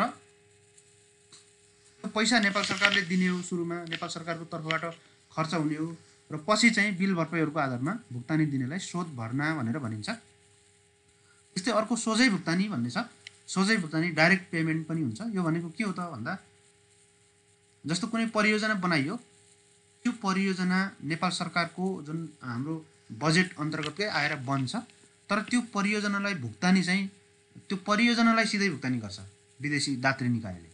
जस्तो एडिबीका परियोजनाहरू धेरै जसो सोझै भुक्तानीमा हुन्छ, होइन। एडिबीले कुनै परियोजना बनायो भने त्यो परियोजना नेपालमा बन्छ, तर भुक्तानी चाहिँ वहीँबाट सिधै भुक्तानी गर्छ उसले, है। नगद सहायता भनेको नेपाल सरकारलाई दिने हो। सोझै भुक्तानी भनेको नेपाल सरकारले नदिकन त्यो परियोजनाका बिलहरू छ, त्यो बिललाई भुक्तानी गरिदिने हो। यसरी विभिन्न ढङ्गले कसरी प्राप्त हुन्छ त नेपालमा वैदेशिक सहायता, प्राप्तिको तरिकाको आधारमा यसरी 5 भागमा बाँड्न सकिन्छ। र सरकारी सहायता हो कि होइन भन्ने आधारमा हामीले विकास सहायता भनेर भन्छौँ। विकास सहायता भनेको यसलाई हामी इङ्ग्लिसमा अफिसियल डेभलपमेन्ट एसिस्टेन्ट भनेर भन्छौँ, अन्तर्राष्ट्रिय विकास सहायता। यो अन्तर्राष्ट्रिय विकास सहायता हुनका लागि 3टा कुरा चाहिन्छ। एउटा देशले दिएको हुने, एउटा देशले अथवा देशको त्यो संस्थाहरूले दिएको हुने एउटा, अर्को विकास कार्यका लागि दिएको हुने, विकास कार्यका लागि दिएको हुने, र अर्को चाहिँ सहुलियतपूर्ण हुने। यो 3टा कन्डिसन भएकोलाई हामी विकास सहायता भनेर भन्छौँ, है। सहायता अनेक थरी हुन्छ, थरीको सहायता हुन्छ। भूकम्पमा दिएकोलाई हामी विकास सहायता भन्छौँ, भन्दैनौँ। किन भन्दैनौँ भन्दा त्यो विकास कार्यका लागि दिएको होइन। मिलिट्रीको रिफर्मेसनको लागि दिएकोलाई हामी विकास सहायता भन्छौँ, भन्दैनौँ। किन भन्दा त्यो विकास कामका लागि दिएको होइन, सैनिकका लागि दिएको, होइन। हो यस्तो चाहिँ खाद्यान्न दियो कसैलाई भने त्यो विकास कामका लागि दिएको होइन। खाद्यान्न हामीले यहाँनिर विकास सहायता भन्ने बित्तिकै 3टा कन्डिसन चाहिँ तपाईँले याद गर्नै पर्ने हुन्छ। यो चाहिँ यो अन्तर्राष्ट्रिय विकास सहायता भनेको के हो भन्दा अन्तर्राष्ट्रिय विकास सहायता भनेको अफिसियल च्यानलबाट आएको, विकास कार्यका लागि नै आएको र सहुलियतपूर्ण रूपमा आएको। ऋण लिनुभयो तपाईँले, जस्तो वर्ल्ड ब्याङ्कको एउटा ग्रुप छ, international finance corporation, international development corporation भन्ने फर्महरू छन् वर्ल्ड ब्याङ्कभित्र। त्यो वर्ल्ड ब्याङ्कभित्रका फर्महरूले विभिन्न खालको ऋणहरू दिन्छ। कमर्सियल लोन दिने विभिन्न खालका निकायहरू पनि छन् अन्तर्राष्ट्रिय जगतमा। त्यो कमर्सियल लोन ल्याउनु भयो तपाईँले भने त्यो कमर्सियल लोन भनेको विकास सहायता होइन। किन भन्दा त्यो एउटा देशले दिएको पनि हुनसक्ला, विकास कामकै लागि पनि दिएको हुनसक्ला, तर त्यो कमर्सियल लोन सहुलियतपूर्ण हुँदैन। कमर्सियल लोन सहुलियतपूर्ण हुँदैन। कम्पिटिसन गरेर बजारमा चलन चल्तीको ब्याज दरमा ल्याउनेलाई हामी प्रतिस्पर्धात्मक भन्छौँ, त्यो सहुलियतपूर्ण हुँदैन। सहुलियतपूर्ण हुन्छ भन्नुको मतलब आइदर यो चाहिँ अनुदान हुनु पर्यो, अनुदान भनेको सहुलियतपूर्ण हुन्छ, अर यो के हुनु पर्यो त भन्दा चलन चल्तीको ब्याज दरभन्दा निकै कम हुनु पर्यो, तब न सहुलियतपूर्ण हुन्छ। तपाईँको साथीले तपाईँलाई ब्याङ्ककै ब्याज दरमा ऋण लिएर तपाईँलाई दिन्छ, सहयोग गर्छ भने त्यो सहुलियतपूर्ण भएन नि त। तपाईँ त ब्याङ्कमा गएर पनि ल्याउन सक्नुहुन्थ्यो नि, होइन? सहुलियतपूर्ण हुनुलाई त केही न केही ब्याज दरमा कन्सेसन हुनु पर्यो, कि पूर्ण रूपमा उन्मुक्ति हुनु पर्यो, कि चाहिँ सहुलियत हुनु पर्यो, कम ब्याज दर हुनु पर्यो। र यो बाहेकका अन्य सहायताहरू जस्तो एनजिओहरूबाट प्राप्त हुनसक्छ। एनजिओहरूले ल्याउँछ नि त, विभिन्न खालको एनजिओहरूले ल्याउने सहायता हुनसक्छ, होइन? मानवीय सहायताहरू हुनसक्छ, सैनिक सहायताहरू हुनसक्छ, होइन? उद्धार कार्यका लागि ल्याएको सहायताहरू हुनसक्छ। यी सबैलाई अन्यमा हालिदिने। अब यो क्षेत्रगत रूपमा हेर्नुभयो भने यो पनि केही डाटाहरू यहाँ छ। विभिन्न क्षेत्रमा यो पनि 100% पुग्दैन, किन भन्दा यो सबै क्षेत्रहरूको धेरैवटा क्षेत्रहरूमा आउँछ। डिटेलमा हामी यसमा जाँदैनौँ। शिक्षा क्षेत्रमा 9% आएको देखिन्छ, स्थानीय विकासमा 8% छ, आवासमा 8% छ, खानेपानीमा 7% छ, नीति रणनीतिक क्षेत्रहरूमा नीति बनाउने क्षेत्रमा 7% छ, पूर्वाधारमा 33% छ, सामाजिक विकासमा 31% छ, आर्थिक विकासमा 21% छ, सुशासनमा 2% छ। यसरी सहायताको स्वरूप चाहिँ अन्तर क्षेत्रमा 2% छ। भूकम्पपछिको पुनर्निर्माणको लागि प्रतिबद्धता 4.1 बिलियन अमेरिकी डलर भएको, तर 3 बिलियन डलर मात्रै प्राप्त भएको थियो। हेर्नुहोस् है, रियलाइजेसन पनि कम छ। यो पुनर्निर्माणको लागि मात्रै हो, यो अलग्गै हो फेरि। अनि यसरी हामीले सहायता प्राप्त भएको देख्छौँ। अब हामी सहायता सम्बन्धी नीतिमा जान्छौँ। वैदेशिक सहायता सञ्चालन सम्बन्धमा नेपाल सरकारले नयाँ नीति ल्याएको छ 2076 मा, विकास सहायता सम्बन्धी नीति 2076। यो नीतिका मूलभूत विशेषताहरू के हुन् त भन्दा यो बिल्कुल नयाँ नीति हो, है? यो नीतिले सङ्घीय संरचना अनुकूल विकास सहायता परिचालन गर्नका लागि बनाइएको हो, तर यो पनि अझ पर्याप्त छैन। विकास सहायता जुन वैदेशिक ऋण चाहिँ केन्द्र सरकारले मात्रै लिन पाउने भन्ने व्यवस्था छ संविधान बमोजिम, र जुन अनुदानहरू छ त्यो अनुदानहरू चाहिँ प्रदेशले विदेशबाट अनुदान लिन सक्ने भन्ने व्यवस्था छ, ऋण लिन सक्ने व्यवस्था छैन हो त्यो। तर प्रदेश र सङ्घका लागि पनि अनुदानको व्यवस्था, अनुदान लिइदिने व्यवस्था चाहिँ सङ्घीय सरकारको हो। त्यसलाई कसरी व्यवस्थापन गर्ने भन्ने सम्बन्धमा यसले चाहिँ केही कुरा उल्लेख गरेको छ। अनुदान ऋणहरू पनि सङ्घले नै लिइदिने हो प्रदेश र स्थानीय तहका लागि, प्रदेशहरूले त्यसका लागि प्रस्ताव पेश गर्ने हो। यसरी चाहिँ यसले व्यवस्था गरेको छ। राष्ट्रिय नीतिहरूसँग यसलाई तादाम्यता गराइएको छ, हार्मोनाइज गरिएको छ अरू नीतिहरूसँग। बजेटरी सहायताहरूलाई प्राथमिकतामा राखेको छ। अघि हामीले भनेको जस्तो सोझै भुक्तानी, वस्तुगत लगायतका कुराहरू छन्, त्यसलाई भन्दा प्राविधिक सहायतालाई भन्दा बजेटमै सहायता दिने, नगदमै दिने, बजेटमै दिने, त्यसलाई बढी यसले फोकस गरेको छ। त्यस्तै क्षेत्रगत, कार्यक्रमगत र स्ट्यान्ड एलोनमा बढी ध्यान केन्द्रित गरेको छ। स्ट्यान्ड एलोन भनेको कुनै एउटा प्रोजेक्टलाई दिने, डाइरेक्ट प्रोजेक्टलाई दिने। त्यस्तै सबै प्रकारका सहायतालाई सरकारी बजेटमा ल्याइने यसको प्रतिबद्धता पनि छ। एड म्यानेजमेन्ट प्लेटफर्ममा प्रतिवेदन गर्नुपर्ने व्यवस्था छ। एड म्यानेजमेन्ट इन्फर्मेसन सिस्टम भनेर अहिले चाहिँ एएम इन्फर्मेसन म्यानेजमेन्ट सिस्टम यो बनाइएको छ। एउटा नयाँ सफ्टवेयर छ, अर्थ मन्त्रालयमा यो सफ्टवेयर काम गर्छ। सबैले जति पनि वैदेशिक सहायता ल्याइन्छ त्यो वैदेशिक सहायता चाहिँ यसमा रिपोर्टिङ गर्नुपर्छ, है? यो एउटा म्यानेजमेन्ट इन्फर्मेसन सिस्टम हो। यो aid management information management system भन्ने छ। पहिला चाहिँ हामी यसलाई एड म्यानेजमेन्ट प्लेटफर्म एएमपी भनेर भनिन्थ्यो, पछि नाम चेन्ज गरेको छ। अब कुनै तपाईँले कुनै एनजिओ सञ्चालन गर्नुहुन्छ, तपाईँको डोनर छ विदेशमा, कुनै जर्मनको कुनै एउटा संस्था डोनर छ, त्यो डोनरले तपाईँलाई विदेशी सहायता दिएको छ भने अब त्यो सहायता अफिसियल डेभलपमेन्ट एसिस्टेन्टमा पर्दैन। तर चाहिँ के हो त भन्दाखेरि यो एड म्यानेजमेन्ट इन्फर्मेसन म्यानेजमेन्ट सिस्टममा जानकारी चाहिँ दिनुपर्छ। त्यो अर्थ मन्त्रालयको एउटा वेबसाइटमा त्यो छ, त्यसमा जानकारी दिनुपर्छ भन्ने व्यवस्था छ। वैदेशिक सहायता प्राप्त गर्ने गैर सरकारी संस्थालाई पनि अनुगमनको दायरामा यसले ल्याएको छ। परामर्शमा सेवामा स्वदेशीलाई प्राथमिकता दिइने भन्ने छ। गैर सरकारी संस्थाहरूलाई समाज कल्याण परिषदबाट पूर्व परियोजना स्वीकृति लिनुपर्ने। हामी यो परियोजनामा वैदेशिक सहायता ल्याउँदैछौँ है भनेर पहिला चाहिँ योभन्दा पहिलाको नीतिमा जानकारी दिए पुग्थ्यो, तर अहिले चाहिँ स्वीकृति लिनुपर्छ। स्वीकृति लिनु र जानकारी मात्रै दिनु फरक कुरा हो होइन। पहिल्यै पूर्व स्वीकृति लिनु पऱ्यो भने त उसले हेर्छ नि, स्वीकृति दिनु पऱ्यो भने त समाज कल्याण परिषदले हेर्छ। अर्थ मन्त्रालयलाई सोल अथोरिटीको रूपमा यसले डिफाइन गरेको छ वैदेशिक सहायता परिचालनको लागि। त्यसैले अर्थ मन्त्रालयमा अन्तर्राष्ट्रिय आर्थिक सहायता समन्वय महाशाखा छ। त्यो महाशाखाले चाहिँ यसको वैदेशिक सहायताको समग्र व्यवस्थापन गर्ने जिम्मा पाएको छ। हाम्रो विकास सहायता नीति 2076ले वैदेशिक सहायतामा केही लगाम लगाएको छ है, केही लगाम लगाएको छ। त्यो लगामहरू के छन् त? सहायता लिने भन्दैमा जति मन लाग्यो त्यति सहायता लिनु चाहिँ पाइँदैन भन्ने कुराहरू छ।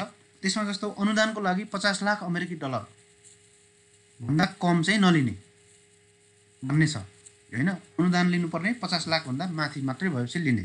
प्राविधिक सहायता तथा क्षमता विकासमा चाहिँ जति पनि लिन मिल्छ, तर यो बाहेकको अन्य अनुदानमा 50 लाख अमेरिकी डलर भन्दा बढी सहायता मात्रै लिने। सहुलियतपूर्ण ऋणको हकमा चाहिँ 1 करोड अमेरिकी डलर भन्दा तल चाहिँ नलिने, यसभन्दा बेसी मात्रै लिने।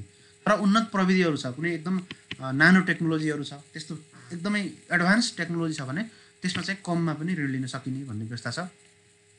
एक्जिम ब्याङ्क र अन्य ऋणहरू चाहिँ 2 करोड अमेरिकी डलर भन्दा तल नलिने भन्ने छ।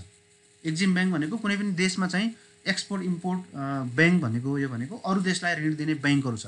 जस्तो चाइनाको एक्जिम ब्याङ्क छ, भारतमा एक्जिम ब्याङ्क छ, भारतको एक्जिम ब्याङ्कबाट नेपालले ऋण पनि लिन्छ हो। यस्तो प्रकारको एक्जिम ब्याङ्कहरू अरू देशको ब्याङ्कहरूबाट ऋण लिँदा 2 करोड अमेरिकी डलर भन्दा तलका सानातिना प्रोजेक्ट परियोजनाहरूमा नलिने भन्ने छ। अनि व्यापारिक ऋण नलिने भन्ने छ। मोटामोटी रूपमा व्यापारिक ऋण कमर्सियल ऋणहरू विदेशबाट नलिने भन्ने छ। र सरकार ग्यारेन्टी नबस्ने भन्ने छ यसमा। अरू निकायहरूले जस्तो निजी क्षेत्रले कुनै ऋण लिन्छ भने त्यसमा सोभरेन ग्यारेन्टी, सरकार ग्यारेन्टी नबस्ने। सरकार ग्यारेन्टी बसेर कुनै चाहिँ अरू निजी प्राइभेट अर्गनाइजेसनको लागि ऋण लिइदिन मिल्दैन, नलिने भन्ने हाम्रो व्यवस्था छ। अब हाम्रो नेपालको विदेशी सहायता नीतिमा के छ त? अहिलेको नीति के हो त? अब जाँचको लागि यो सर यो प्राविधिक सहायतामा चाहिँ के पर्छ खास हामीले हजुर दिने? केमा प्राविधिक सहायता भित्र चाहिँ के आउँछ? प्राविधिक सहायता भित्र चाहिँ हाम्रो जस्तो जनशक्ति विकासको कुराहरू आउँछ है। जनशक्ति विकास जस्तो तपाईलाई नेपालमा नयाँ काम गर्नु पर्यो, रेलवे बनाउनु पर्यो भनेपछि अब नेपालमा इन्जिनियर चाहियो नि। तपाईँ इन्जिनियर त हो, तर रेलवेको बारेमा प्र्याक्टिकल नलेज छैन भने तपाईँलाई लिएर उसले चाहिँ तालिम दिन्छ अनि प्रोजेक्ट रिपोर्टहरू बनाउने तालिमहरू दिन्छ। जनशक्ति विकासमा बढी चाहिँ खर्च हुन्छ प्राविधिक सहायतामा है। क्षमता विकासमा भनौँ न, कर्मचारीहरूको क्षमता विकास हुनसक्छ, कुनै टेक्नोलोजी पनि दिन सक्छ, टेक्नोलोजी हस्तान्तरण पनि हुनसक्छ। निजी क्षेत्रबाट टेक्नोलोजी हस्तान्तरण हुने कुरा त्यो विदेशी लगानीमा आकर्षित हुन्छ, त्यो अलगै कुरा हो। तर चाहिँ यो वैदेशिक सहायतामा प्राविधिक सहायता भनेको मूलभूत रूपमा कर्मचारीहरूको क्षमता विकास र कुनै स्पेसिफिक टेक्नोलोजीहरू दिनु पर्यो भने त्यो टेक्नोलोजी ट्रान्सफर गर्ने, त्यही दुईटा कुराहरू पर्छ। सर अनि यो प्राविधिक सहायतामा आएको रकम चाहिँ जुन देशले जो सहायता हामीलाई दिएको छ अनि त्यही देशबाट उनीहरूले आफ्नै जनशक्तिहरू ल्याउने अनि त्यो पैसा पनि उतै लाने हुँदाखेरि त्यति बेनिफिट छैन भन्ने भन्छ नि, यो के कतिको? बिल्कुल हो, एकदम प्राविधिक सहायता भनेको प्राविधिक सहायताको उपलब्धि चाहिँ छैन। त्यसैले हामीले सकेसम्म के गर्ने त प्राविधिक सहायता नलिने हो। प्राविधिक सहायतामा के हुन्छ त भन्दा जस्तो नेपालबाट कुनै कर्मचारी 10 जना कर्मचारी छनौट गरेर पठाइदिनुहोस्, हामी तालिम दिन्छौँ भन्छ अनि उहीँ गएर तालिम लिएर आउँछन्, कर्मचारी घुम्छन्, 2-4 दिन यसो रिफ्रेसमेन्ट हुन्छ, आउँछन्। त्यही नै हो प्राविधिक सहायता भने। त्यो बाहेकको कुनै प्रविधिहरू त हुनसक्छ, कुनै एकदम ठुल्ठुला प्रविधिहरू जो चाहिँ नेपालमा बन्दैनन्, निजी क्षेत्रले ल्याउन सक्दैन भने सरकारले अरू देशहरूबाट ल्याउन सक्छ त्यस्तो प्रविधिहरू। तर अधिकांश प्राविधिक सहायताको हिस्सा चाहिँ फर्केर जान्छ उतै, उनीहरूले नै उनीहरूकै देशमा हुन्छ। त्यसैले यो प्राविधिक सहायता चाहिँ हामीले लिनु हुँदैन। प्राविधिक सहायता भनेको एकदम अल्मल्याउने काम मात्रै हो, यसबाट धेरै ठुलो उपलब्धि हुँदैन। न कि हामीले कुनै त्यस्तो प्रविधि नै भित्रायौँ भने बेग्लै कुरा हो, नत्र प्रविधि भित्राउन भन्दा पनि हाम्रो चाहिँ क्षमता विकासमै बढी जोड हुन्छ। उनीहरूको उद्देश्य पनि त्यही नै हुन्छ, प्रोजेक्ट रिपोर्टहरू बनाउने, डेभलपमेन्ट गर्ने, तालिमहरू दिने होइन, उनीहरूलाई अवलोकन गराउने, भ्रमण गराउने होइन, कर्मचारीहरूको अनि छात्रवृत्तिहरू दिने होइन, त्यो पनि क्षमता विकास हो नि।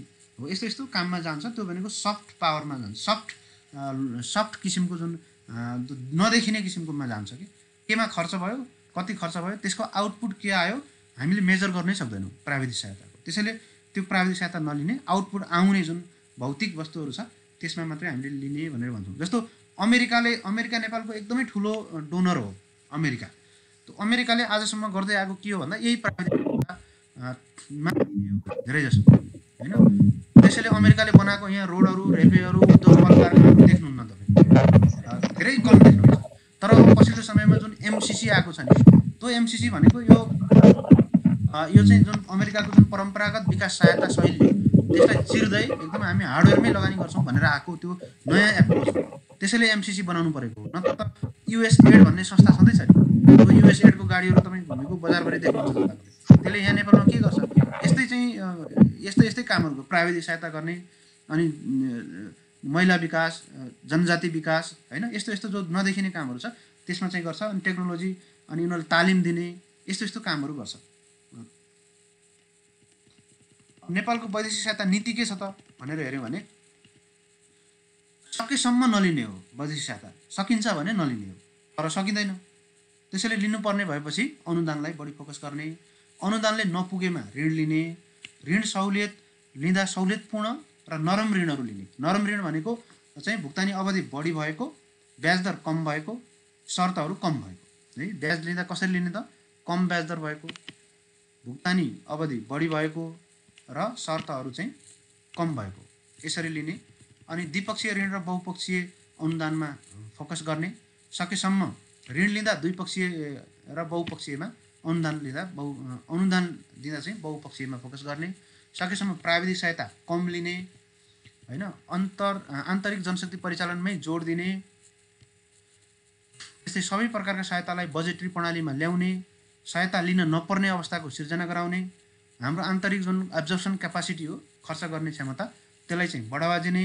ऋणको सामा र ब्याज समयमै भुक्तानी गर्ने, ऋणको उत्पादनमूलक क्षेत्रमा प्रयोग गर्ने, राष्ट्रिय आवश्यकता अनुसारको र राष्ट्रिय प्राथमिकता प्राप्त क्षेत्रमा मात्रै ऋण लिने, पेरिस सिद्धान्तहरूको पालना आफू पनि गर्ने र अरूलाई पनि गराउने, वैदेशिक सहायतालाई पारदर्शिता बनाउने, एड म्यानेजमेन्ट जुन हाम्रो सूचना प्रणाली छ त्यसमा सबै कुरा देखाइदिने। त्यो चाहिँ हाम्रो अहिलेको नीति हो। वैदेशिक सहायताको प्रवृत्ति हेऱ्यौँ भने हाम्रो दाता प्राप्तकर्ताहरूको अवधारणा छ कि डोनर रिसिभर मेन्टालिटी छ, उसले दिने हामीले लिने, त्यस्तो अवधारणा छ। दोहोरो उत्तरदायित्वको व्यवस्था पनि छ। अहिले पछिल्लो समयमा हामीले कुनै एड लियौँ भने त्यो एड हाम्रो पनि दायित्व हो, उनीहरूको दिनेको पनि दायित्व हो भन्ने छ। दिगो विकासमा जोड दिँदै आएको छ। समतामूलक विकास, वातावरण संरक्षण, बढी एडहरू आउने, वातावरण संरक्षण, लैङ्गिक विकास, सुशासन, ब्लेन्डेड फाइनेन्स भन्ने छ नयाँ अवधारणा, शासकीय सुधार, एड फर ट्रेड, यी विभिन्न कुराहरूमा अहिले हाम्रो पछिल्लो समयमा हाम्रो वैदेशिक सहायता यतातर्फ बढेको छ। अब यहाँनिर वैदेशिक सहायतालाई प्रभावकारी बनाउनका लागि साझेदार निकायहरूको भूमिका के छ त? हाम्रो अपेक्षा के हो भन्दा उनीहरूले अनावश्यक शर्तहरू नराखुन् होइन। हाम्रो नेपाल सरकारको जुन प्राथमिकता छ त्यसमा उनीहरूले ध्यान दिउन्, अनि सरकारको बजेटलाई सहयोग गरून्। उनीहरूले आफू खुसी आफ्नै तरिकाले खर्च गर्ने होइन, बजेटलाई सहायता गरून्। आफैले कार्यान्वयन नगरून्, उनीहरूले इन्भल्भ नहुन् आफै। प्रतिबद्धता गरे बमोजिमको सहायता बिना शर्त उपलब्ध गराइयोस्। आउने मोदी आउनुहुन्छ, एउटा भाषण गरिदिनुहुन्छ, सक्यो, ल यति उपलब्ध गराइङ्गे भनिदियो, सक्यो। त्यसै त्यो आउने होइन, कहिले आउने हो होइन। सरकारले त्यो गर्नु भएन। जति प्रतिबद्धता गर्छ नि, राजनीति गर्नु भएन। वैदेशिक सहायताभित्र राजनीति गर्नु भएन। जति प्रतिबद्धता गर्छ त्यो चाहिँ उपलब्ध हुनु पर्यो। सरकारले सञ्चालन गरेको समन्वय संयन्त्रमा सहभागिता जनाउनु पर्यो।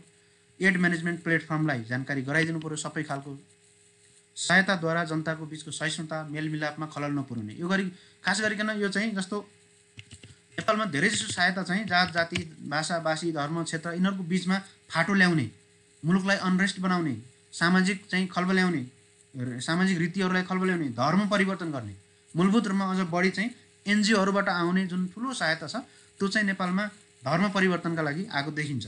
गाउँ गाउँमा तपाईँहरू जानुभयो भने चर्चहरू बनेका छन्, त्यहाँ स्कुल बनेका छैनन्, चर्चहरू बनेका छन्। कुनै सहायता एजेन्सी, युरोपियन एजेन्सीले कुनै स्कुल बनाइदियो भन्ने तपाईँ देख्नुहुन्न। तर टोलमा तपाईँ जानुभयो भने एकदम विकट गाउँहरूमा जहाँ चाहिँ जनजातिहरूको बसोबास छ त्यहाँ चाहिँ ठुलो मात्रामा चर्चहरू, ठाउँ ठाउँमा चर्चहरू देखिन्छ होइन। हो के हो त त्यो भनेको त्यो सहायताको दुरुपयोग हो। त्यो सामाजिक जुन सहिष्णुता त्यसलाई खलबल्याउने, समाजलाई अनरेस्ट ल्याउने, नयाँ नयाँ कुराहरू ल्याइदिने, हुँदै नभएका कुराहरू उक्साइदिने, त्यस्तो कामहरू बढी गरेको देखिन्छ। यो गर्नु हुँदैन वैदेशिक सहायतामा भन्ने हाम्रो आग्रह हुन्छ र कसैलाई पनि हानि नपुर्याउने, डु नो हार्म भन्ने हुन्छ एउटा कन्सेप्ट। के भन्दा तपाईँले सहायता लिनुभयो भने र उसले दियो भने यसले अरूलाई हानि पुर्याउनु हुन्न है, अरू पक्षलाई हानि पुर्याउनु हुँदैन। सामाजिक सहिष्णुता यसमा खलबल पुर्याउनु हुँदैन। हाम्रो जे छ त्यो हाम्रो सोसल हार्मोनी होइन, सोसल टोलरेन्स होइन, यसलाई चाहिँ खलबल ल्याउनु हुँदैन भन्ने मान्यता छ। यो उनीहरूको दायित्व पनि हो। सरकारको दायित्व के हो त? नेपाल सरकारको दायित्व भन्दा पारदर्शिता कायम गर्ने हो, सबै कुरा देखाइदिने हो। ल हाम्रो चाहिँ यति वैदेशिक सहायता प्राप्त भयो, यो कुरामा खर्च भयो, यति खर्च भएन, यो कारणले खर्च भएन भन्ने कुरा देखाइदिनु पर्यो।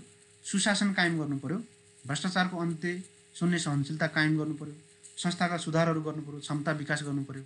त्यस्तै सहायताको जुन प्रभावकारिताका लागि अनुगमन प्रणाली छ यसलाई व्यवस्थित गर्ने, फिडुसियरी रिस्कहरू भनेको यो भ्रष्टाचार हुने, फिस्कल ब्लिडिङहरू हुने होइन। यो भनेको जस्तो सहायता लियो, त्यो सहायता चाहिँ सम्बन्धित ठाउँमा नपुग्ने, बाहिरैबाट खर्च हुने, अनावश्यक खर्च हुने, त्यस्तो प्रकारको रिस्कहरूलाई कम गर्नु पर्यो होइन। जस्तै हामी कहाँ चाहिँ पोर्क ब्यारल पोलिटिक्स भन्छौँ नि हामी, पकेटबाट आयोजना दिने, पोर्क ब्यारलिजम भनेको पकेटबाट आयोजना दिने, त्यो आयोजनामा वैदेशिक सहायता माग गर्ने अनि त्यो उनीहरूसँग डिल गरेर त्यही आयोजनामा मात्रै खर्च गर्ने हो। त्यस्तो प्रकारको जुन हामीसँग टेन्डेन्सी छ त्यो टेन्डेन्सीलाई हटाउनु पर्यो हामीले पनि। आयोजना परियोजनाहरूमा मात्रै खर्च गर्ने, त्यस्ता आयोजना परियोजनाहरू राष्ट्रिय आयोजना बैङ्कबाट लिने गर्नु पर्यो होइन। यस्तै सरकारका नीतिहरूको आवश्यक समीक्षा र संशोधन सुधार गर्दै जानु पर्यो। यो चाहिँ हाम्रो सरकारको दायित्व हो। सरकारले के गर्नुपर्छ भन्दा अब यहाँनिर एउटा चाहिँ अघि मैले पेरिस प्रिन्सिपलको कुरो गरेको थिएँ। अन्तर्राष्ट्रिय जगतमा सबैलाई स्वीकार हुने गरेर एउटा डोनर र रिसिभरहरूको बिचमा चाहिँ 2005मा पेरिसमा एउटा चाहिँ ठुलो सम्मेलन भएको थियो। त्यो सम्मेलनले एउटा सिद्धान्तहरू प्रतिपादन गरेको छ। ती सिद्धान्तहरू अन्तर्राष्ट्रिय वैदेशिक सहायता व्यवस्थापनका लागि सबैले पालना गर्नुपर्ने अनिवार्य सिद्धान्तको रूपमा रहेका छन्। र वैदेशिक सहायताका अन्तर्राष्ट्रिय सिद्धान्तहरू के हुन् भन्ने क्वेसन आयो भने पनि तपाईँले लेख्ने कुरा यही नै हो है।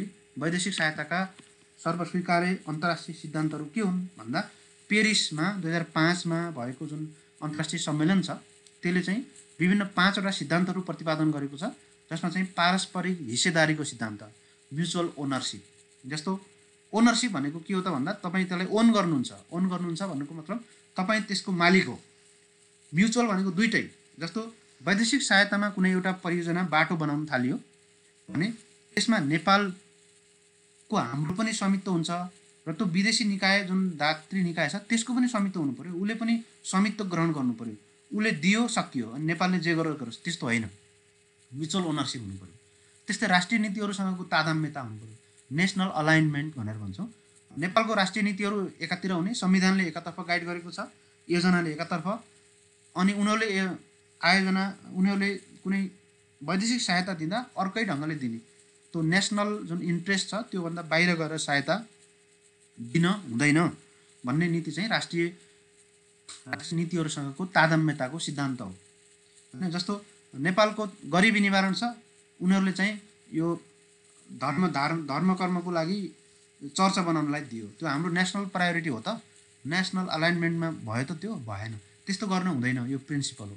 त्यस्तै दात्री निकायहरूसँगको एकीकरण हुनुपर्छ, एड हार्मोनाइजेसन भन्नुको मतलब हामीसँग धेरै प्रकारका दात्री निकायहरू छन्, द्विपक्षीय छन्, बहुपक्षीय छन्, हामी इन्भल्भ भएका संस्था छन्, हामी इन्भल्भ नभएका संस्था छन्, एनजिओहरू छन् होइन, ह्युमानिटेरियन अर्गनाइजेसनहरू छन्, धार्मिक सङ्गठनहरू छन्। विश्वव्यापी रूपमा धेरै प्रकारका संस्थाहरूले एड दिन्छन्। त्यो थरीका एड दिने निकायहरू भयो भने तिनीहरूको बिचमा कोअर्डिनेसन हुँदैन। त्यसैले हाम्रो मूलभूत उद्देश्य के हो? हामी विकास हुनु छ भने तिमी दिने मान्छेहरू पनि के भएर आउनु पर्यो त? एक भएर आउनु पर्यो नि त। यदि तिमीहरूको उद्देश्य चाहिँ हामीलाई विकास गराउनु नै हो, तिमीहरूको विशुद्ध रूपमा उद्देश्य त्यस्तो छ, मानवीयताको उद्देश्य छ भने तिमीहरू मिलेर आऊ भन्नु पर्यो हामीले। एड हार्मोनाइजेसन भनेको त्यो हो, तिनीहरू पनि मिलेर आउनु पर्यो। त्यस्तै नतिजाहरूको व्यवस्थापन, म्यानेजिङ फर रिजल्ट्स भन्ने छ अर्को प्रिन्सिपल। यसले चाहिँ रिजल्ट हेर्ने हो है, अब प्रोसेस हेर्ने होइन। प्रोसेसको कुरा भन्दा पनि रिजल्ट आयो आएन, रिजल्टमा छलफल गरौँ, त्यसका रिजल्टहरूलाई म्यानेज गरौँ, जसरी हुन्छ रिजल्ट ल्याउँ भन्ने प्रिन्सिपल हो। र अर्को अन्तिम प्रिन्सिपल भनेको म्युचुअल अकाउन्टेबिलिटी हो, साझा उत्तरदायित्व। दुइटै दिने र लिने, दात्री निकाय र रिसिभर प्रापक दुइटै देशहरूको कुनै पनि वैदेशिक सहायता लिइसकेपछि त्यसमा चाहिँ म्युचुअल अकाउन्टेबिलिटी हुनुपर्छ, दुइटैले अकाउन्टेबल हुनुपर्छ। अनि दिनेले दियो, लिनेले लियो, त्यो सक्यो। त्यस्तो होइन। अब यो काम भएन भने किन भएन त भन्ने कुराको दायित्व चाहिँ त्यो दिनेले पनि बेहोर गर्नुपर्छ। अब लिनेले मात्रै होइन, किन भन्दा दिनेले समयमै दिएन कि, दिनेले अधिकांश रकम उतै फिर्ता लिएर गयो कि, दिनेले दिन्छु भनेको कुरा दिएन कि, होइन, अथवा दिनेले के भन्यो त्यहाँ अनावश्यक शर्तहरू राख्यो कि, दिनेको पनि त समस्या छ नि। यो हाम्रो मात्रै समस्या होइन, यो लिने दिने दुइटैको समस्या हो नि त। त्यसैले वैदेशिक सहायता एडले जुन काम गरेको छैन, यसलाई काम गराउनलाई फङ्सनल बनाउनका लागि यो पेरिसले 5वटा सिद्धान्त प्रतिपादन गरेको छ। यो सिद्धान्त चाहिँ इम्पोर्टेन्ट छ। पेरिसभन्दा पछाडि पनि दाता राष्ट्रहरूको विभिन्न सम्मेलनहरू भएको छ। 2008मा घानाको आक्रामा भएको छ, त्यसले delivering the results, capacity development, and फ्रेगमेन्टेसनलाई, खण्डीकरणलाई कम गर्ने जस्ता कुराहरू गरेको छ। त्यति धेरै इम्पोर्टेन्ट छैन यो पछाडिको सिद्धान्तहरू। मूलभूत रूपमा सबैले स्वीकार गरेको र सबैले मान्ने र अन्तर्राष्ट्रिय जगतमा स्वीकार गरिएका सिद्धान्तहरू पेरिस सिद्धान्तहरू नै हो। त्यसपछि बुसानमा, दक्षिण कोरियाको बुसानमा 2011मा भयो। त्यसले चाहिँ एड ट्रान्सपरेन्सी र इम्प्रुभिङ द प्रेडिक्टेबिलिटी भन्ने नयाँ सिद्धान्तहरू प्रतिपादन गरेको छ।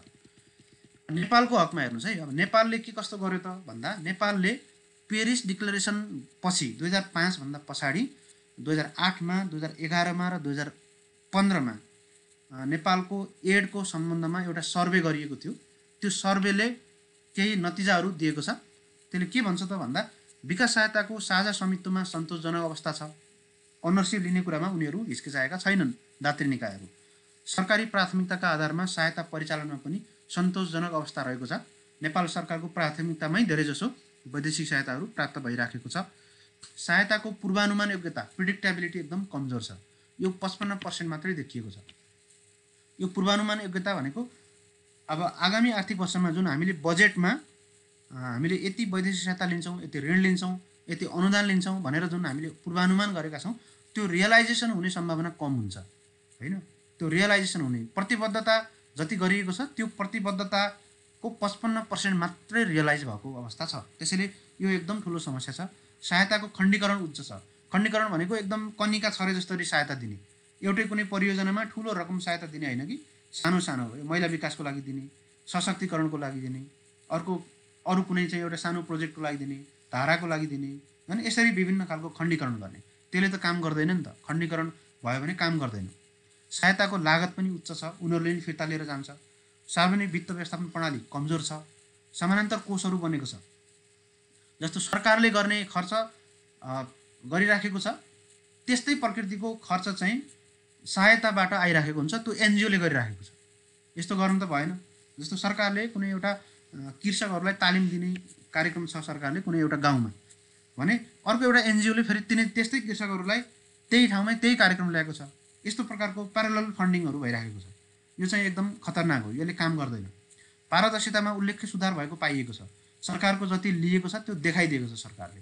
अपारदर्शिता चाहिँ छैन यो एडमा, र राष्ट्रिय प्रणालीको कमजोर प्रयोग भइराखेको छ। जस्तो खरिद व्यवस्थापनको प्रयोग अवस्था कमजोर छ, पूर्वाधार निर्माणको अवस्था कमजोर छ, हाम्रो परियोजना ब्याङ्क काम गर्न सकेको छैन। यसैले हाम्रो पेरिसभन्दा पछाडि हामीले गरेको अध्ययनले यस्तो कुरा देखाउँछ।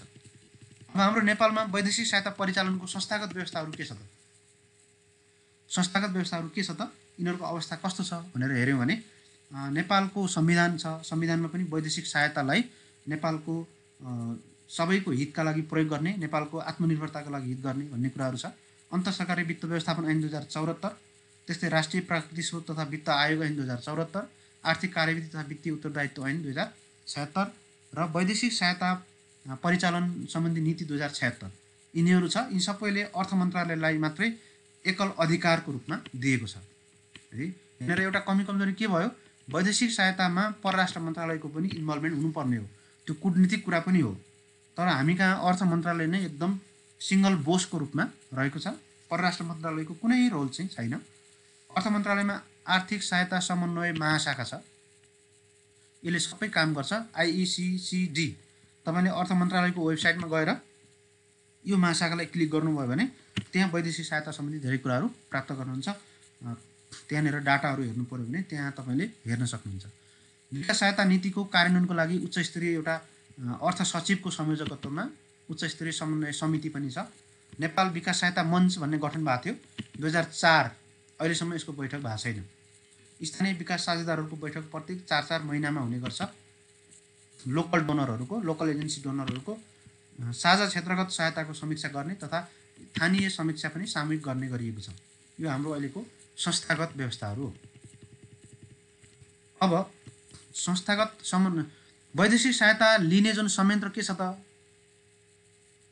वैदेशिक सहायताको संस्थागत समन्वय संयन्त्र के छ भन्दा दात्री निकायहरूसँग समन्वय गर्नका लागि व्यवस्थित र स्थापित संयन्त्र प्रणाली छ। अघि हामीले भन्यौँ नि, अर्थ मन्त्रालय छ। दाताहरूको समन्वयलाई एक मुख्य हामीले मुद्दाको रूपमा हेरेका छौँ। 2004 देखि अहिलेसम्म यो दाताहरूको बैठक बस्नै सकेका छैन। नेपाल विकास मञ्च भनेको नेपाललाई विकास गर्ने जति पनि दाताहरू छन् अन्तर्राष्ट्रिय, तिनीहरूको एउटा सङ्गठन थियो। त्यो 2004 देखि अहिलेसम्म बैठकै बस्न सकेन। यसलाई बैठक राख्नै सकिएन। परराष्ट्र मन्त्रालयको कुनै भूमिका देखिएन। अब वैदेशिक सहायता लिने प्रोसेस के छ त नेपालमा? प्रक्रिया के हो वैदेशिक सहायता लिने भन्दा मन्त्री परिषदबाट स्वीकृत हुनुपर्छ वैदेशिक सहायता लिनका लागि है। त्यसपछि राष्ट्रिय योजना आयोगको पनि स्वीकृति आवश्यक पर्छ। दोस्रो कुरा, तेस्रो कुरा, कानुन मन्त्रालयसँग तथा समाज कल्याण परिषदसँग परामर्श लिनुपर्छ। यो वैदेशिक सहायता नेपालको हितमा छ कि छैन, नेपाल कानुन बमोजिम छ कि छैन, र समाज कल्याण परिषद जो संस्थाहरूले ल्याउँछ त्यो एनजिओहरूले ल्याउने चाहिँ समाज कल्याण परिषदसँग परामर्श पनि लिनुपर्छ। हरेक सहायतालाई सहायता व्यवस्थापन प्रणाली जुन एड म्यानेजमेन्ट प्लेटफर्म भन्यौँ यसमा आबद्ध गराउनै पर्छ। सहायता वार्ता, अनुमति, स्वीकृति तथा भुक्तानीको लागि स्ट्यान्डर्ड अपरेटिङ प्रोसिड्युरहरू हामीले बनाएका छौँ जो चाहिँ अर्थ मन्त्रालयमा छ। प्रादेशिक तथा स्थानीय सरकारले लिने वैदेशिक सहायता केन्द्र सरकारको अर्थ मन्त्रालयबाट अनिवार्य रूपमा अनुमोदित हुनुपर्ने व्यवस्था छ। यसरी यो प्रक्रियाद्वारा हामीले वैदेशिक सहायता लिन्छौँ। वैदेशिक सहायतालाई पारदर्शी बनाउनका लागि विभिन्न संयन्त्रहरू छ। जस्तो हाम्रो एड म्यानेजमेन्ट प्लेटफर्म छ, अर्को line ministry budgetary information system छ, त्यस्तै हाम्रो इन्टरनेसनल एड ट्रान्सपरेन्सी इनिसिएटिभहरू छ होइन। यो डोनर एजेन्सीहरू 2015 देखि चाहिँ यो सबै इन्फर्मेसनहरू यहाँनिर राख्ने भन्ने कुराहरू छ। डेभलपमेन्ट कोअपरेसन रिपोर्टहरू हामीले बनाउँछौँ। IECCD international economic cooperation coordination department जुन अर्थ मन्त्रालयको डिपार्टमेन्ट छ, यसले 2 महिनाको रेगुलरली चाहिँ आफ्नो न्युज लेटर प्रकाशन गर्छ र त्यसमा चाहिँ तथ्याङ्कहरू दिन्छ। र ट्रान्सपरेन्सी हाम्रो एउटा इस्यु छ। अहिलेसम्म 27% चाहिँ हाम्रो वैदेशिक सहायता बजेटभन्दा बाहिरबाट आउने गरेको छ।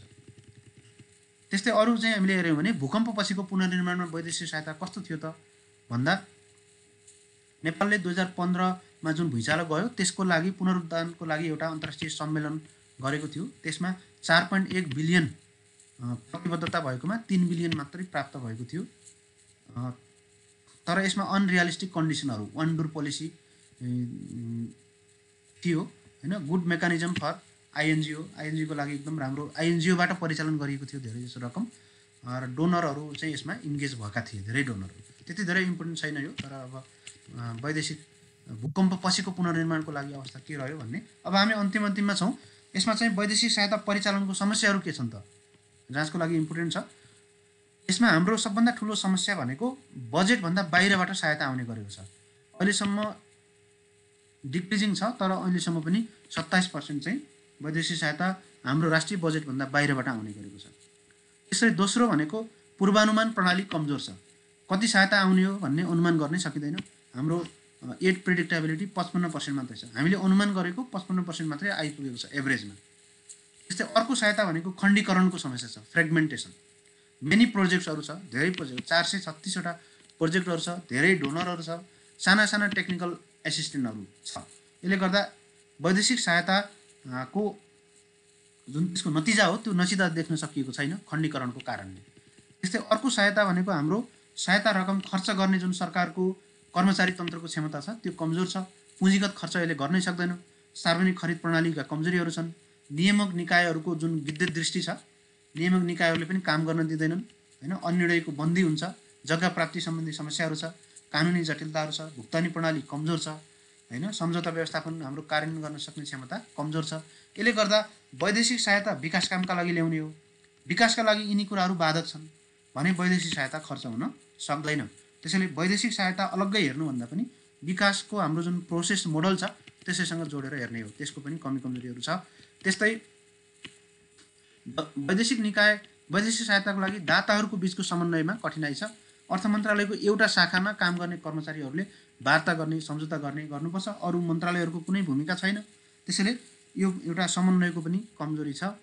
दाता राष्ट्रहरूले धेरै प्रकारका स्वार्थहरू दिने, उनीहरूको आफ्नै हितलाई बढी महत्त्व दिने, जस्तो एमसिसी छ नि, चेन्ज हुनै सक्दैन भनेको छ अमेरिकाले। चेन्ज हुनै नसक्ने त्यस्तो त्यो के हो, त्यो भगवान्ले दिएको चाहिँ त्यो एउटा चाहिँ भगवान्को आदेश हो र परिवर्तन हुनै नसक्ने होइन होला नि। 2-4वटा कुरा नेपालको भनेको, नेपाली जनताले भनेको पनि मान्दिनलाई के समस्या छ र त्यस्तो? उसले चाहिँ के भन्छ, होइन यो हुँदैन, चेन्ज हुनै सक्दैन, इट कान्ट बी पोसिबल भन्छ भने त्यो पनि भएन नि। दात्री निकायबाट धेरै शर्तहरू राखिएका छन् होइन। दात्री निकायहरूको उनीहरूको राजनीति गर्ने थलो यहाँ छ होइन। नेपाललाई एड दिनुपर्ने, उनीहरूले आन्तरिक राजनीति गर्नुपर्ने, उनीहरूको राजनीति भोट लिने, उनीहरूको आफ्नो राजनीति गर्ने, आफ्ना इन्ट्रेस्टहरू नेपालमा ल्याएर थुपार्ने, त्यस्तो हुनु भएन। त्यस्तै उनीहरूले जुन 0.15 देखि 20% दिने भन्ने कुराहरू थियो प्रतिबद्धता, त्यो पनि पुरा भएको छैन होइन।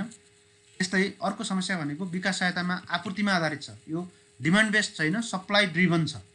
उनीहरूले के चाहन्छन् त्यसमा दिने हो, नेपाललाई के चाहियो त्यसमा छैन। हामीलाई एमसिसी चाहिएन भन्दा पनि ल्याऊ कि ल्याऊ भन्नुपर्ने होइन। यो के हो त, यो सप्लाई साइड भयो नि त होइन, यो मागमुखी छैन। त्यसैले दाताको स्वेच्छामा भर परेको छ। ठुला दाताहरू भारत र चीन चाहिँ जुन अन्तर्राष्ट्रिय समन्वय संयन्त्र छ, अघि हामीले जुन युनाइटेड नेसन्सको कुरा गऱ्यौँ, पेरिस प्रिन्सिपलको कुरा गऱ्यौँ, घाना, आक्रा, बुसानको कुराहरू गर्छौँ नि हामी, यी अन्तर्राष्ट्रिय समन्वय संयन्त्रभन्दा बाहिर छन् भारत र चीन। यिनीहरूको आफ्नै किसिमको सहायता संयन्त्र छ, आफ्नै किसिमको सहायता नीति छ। भारतको एउटा राजदूत आउँछ अनि गाउँमा जान्छ, उसले चाहिँ गाउँमा गएर एउटा स्कुल बनाइदिन्छ, आफै उद्घाटन गर्छ, आफै बनाउँछ, आफै त्यहाँ खाता उठ्छ, आफै जान्छ त्यहीँबाट। त्यो हाम्रो राष्ट्रिय समन्वय संयन्त्रमै छैन। चीनको एउटा राजदूत आउँछ, कसलाई दिन्छ, के गर्छ, कहाँ जान्छ, कसैलाई थाहा छैन। यिनीहरूको आफ्नै छुट्टै प्रकारको संयन्त्र छ। यिनीहरूलाई त्यो अन्तर्राष्ट्रिय सहायता समन्वयभित्र ल्याउनु पनि ठुलो चुनौती छ। यिनीहरू आउनै मान्दैनन्, यिनीहरू एकदमै हामी चाहिँ राजा हौँ भन्छन् होइन। त्यो पनि एउटा समस्या छ।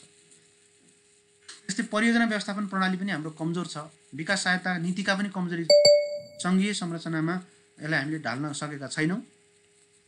त्यस्तै हाम्रो चाहिँ अरू निर्भरता हाम्रो बढै छ, कम गर्न सकिएको छैन।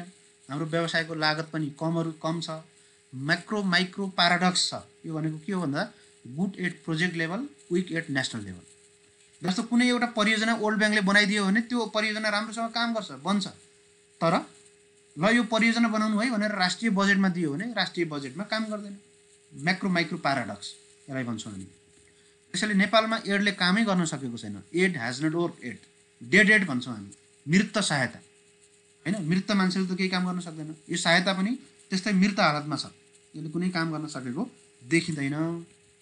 अनि नेपालको जुन फेल्ड डेभलपमेन्ट छ, त्यो फेल्ड डेभलपमेन्टमा एउटा मुख्य कुरा चाहिँ लामो समयसम्मको नेपालको जुन वैदेशिक सहायता, त्यसले नेपालको एडलाई चाहिँ इन्हान्स गर्नुको साटो झन् उल्टो फेल्ड डेभलपमेन्टतिर लगिराखेको भन्ने कतिपय मान्छेहरूको भनाइ छ।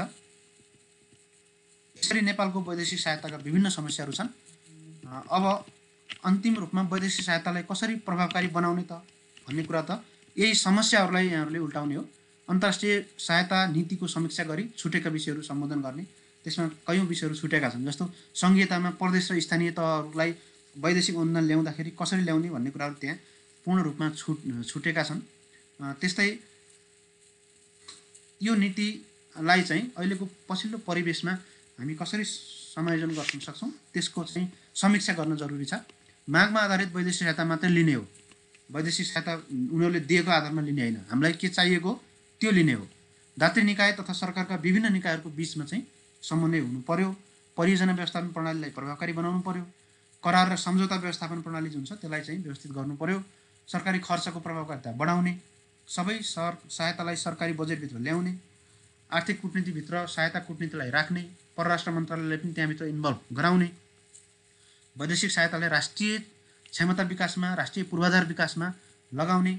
नेपाल विकास सहायता मञ्च जुन 2004 देखि बैठक बसेको छैन, यसलाई तुरन्त बैठक बनाउनु पर्यो होइन। नतिजामुखी व्यवस्थापन प्रणाली अवलम्बन गर्ने, सहायता पारदर्शिता प्रणालीमा सुधार गर्ने, दाताबाट निरन्तर सूचना पाउने र दातालाई सूचना दिने प्रणालीको विकास गर्ने, र दाताहरूको राजनीतिक सक्रियतालाई नियमन, अनुगमन तथा नियन्त्रण गर्ने।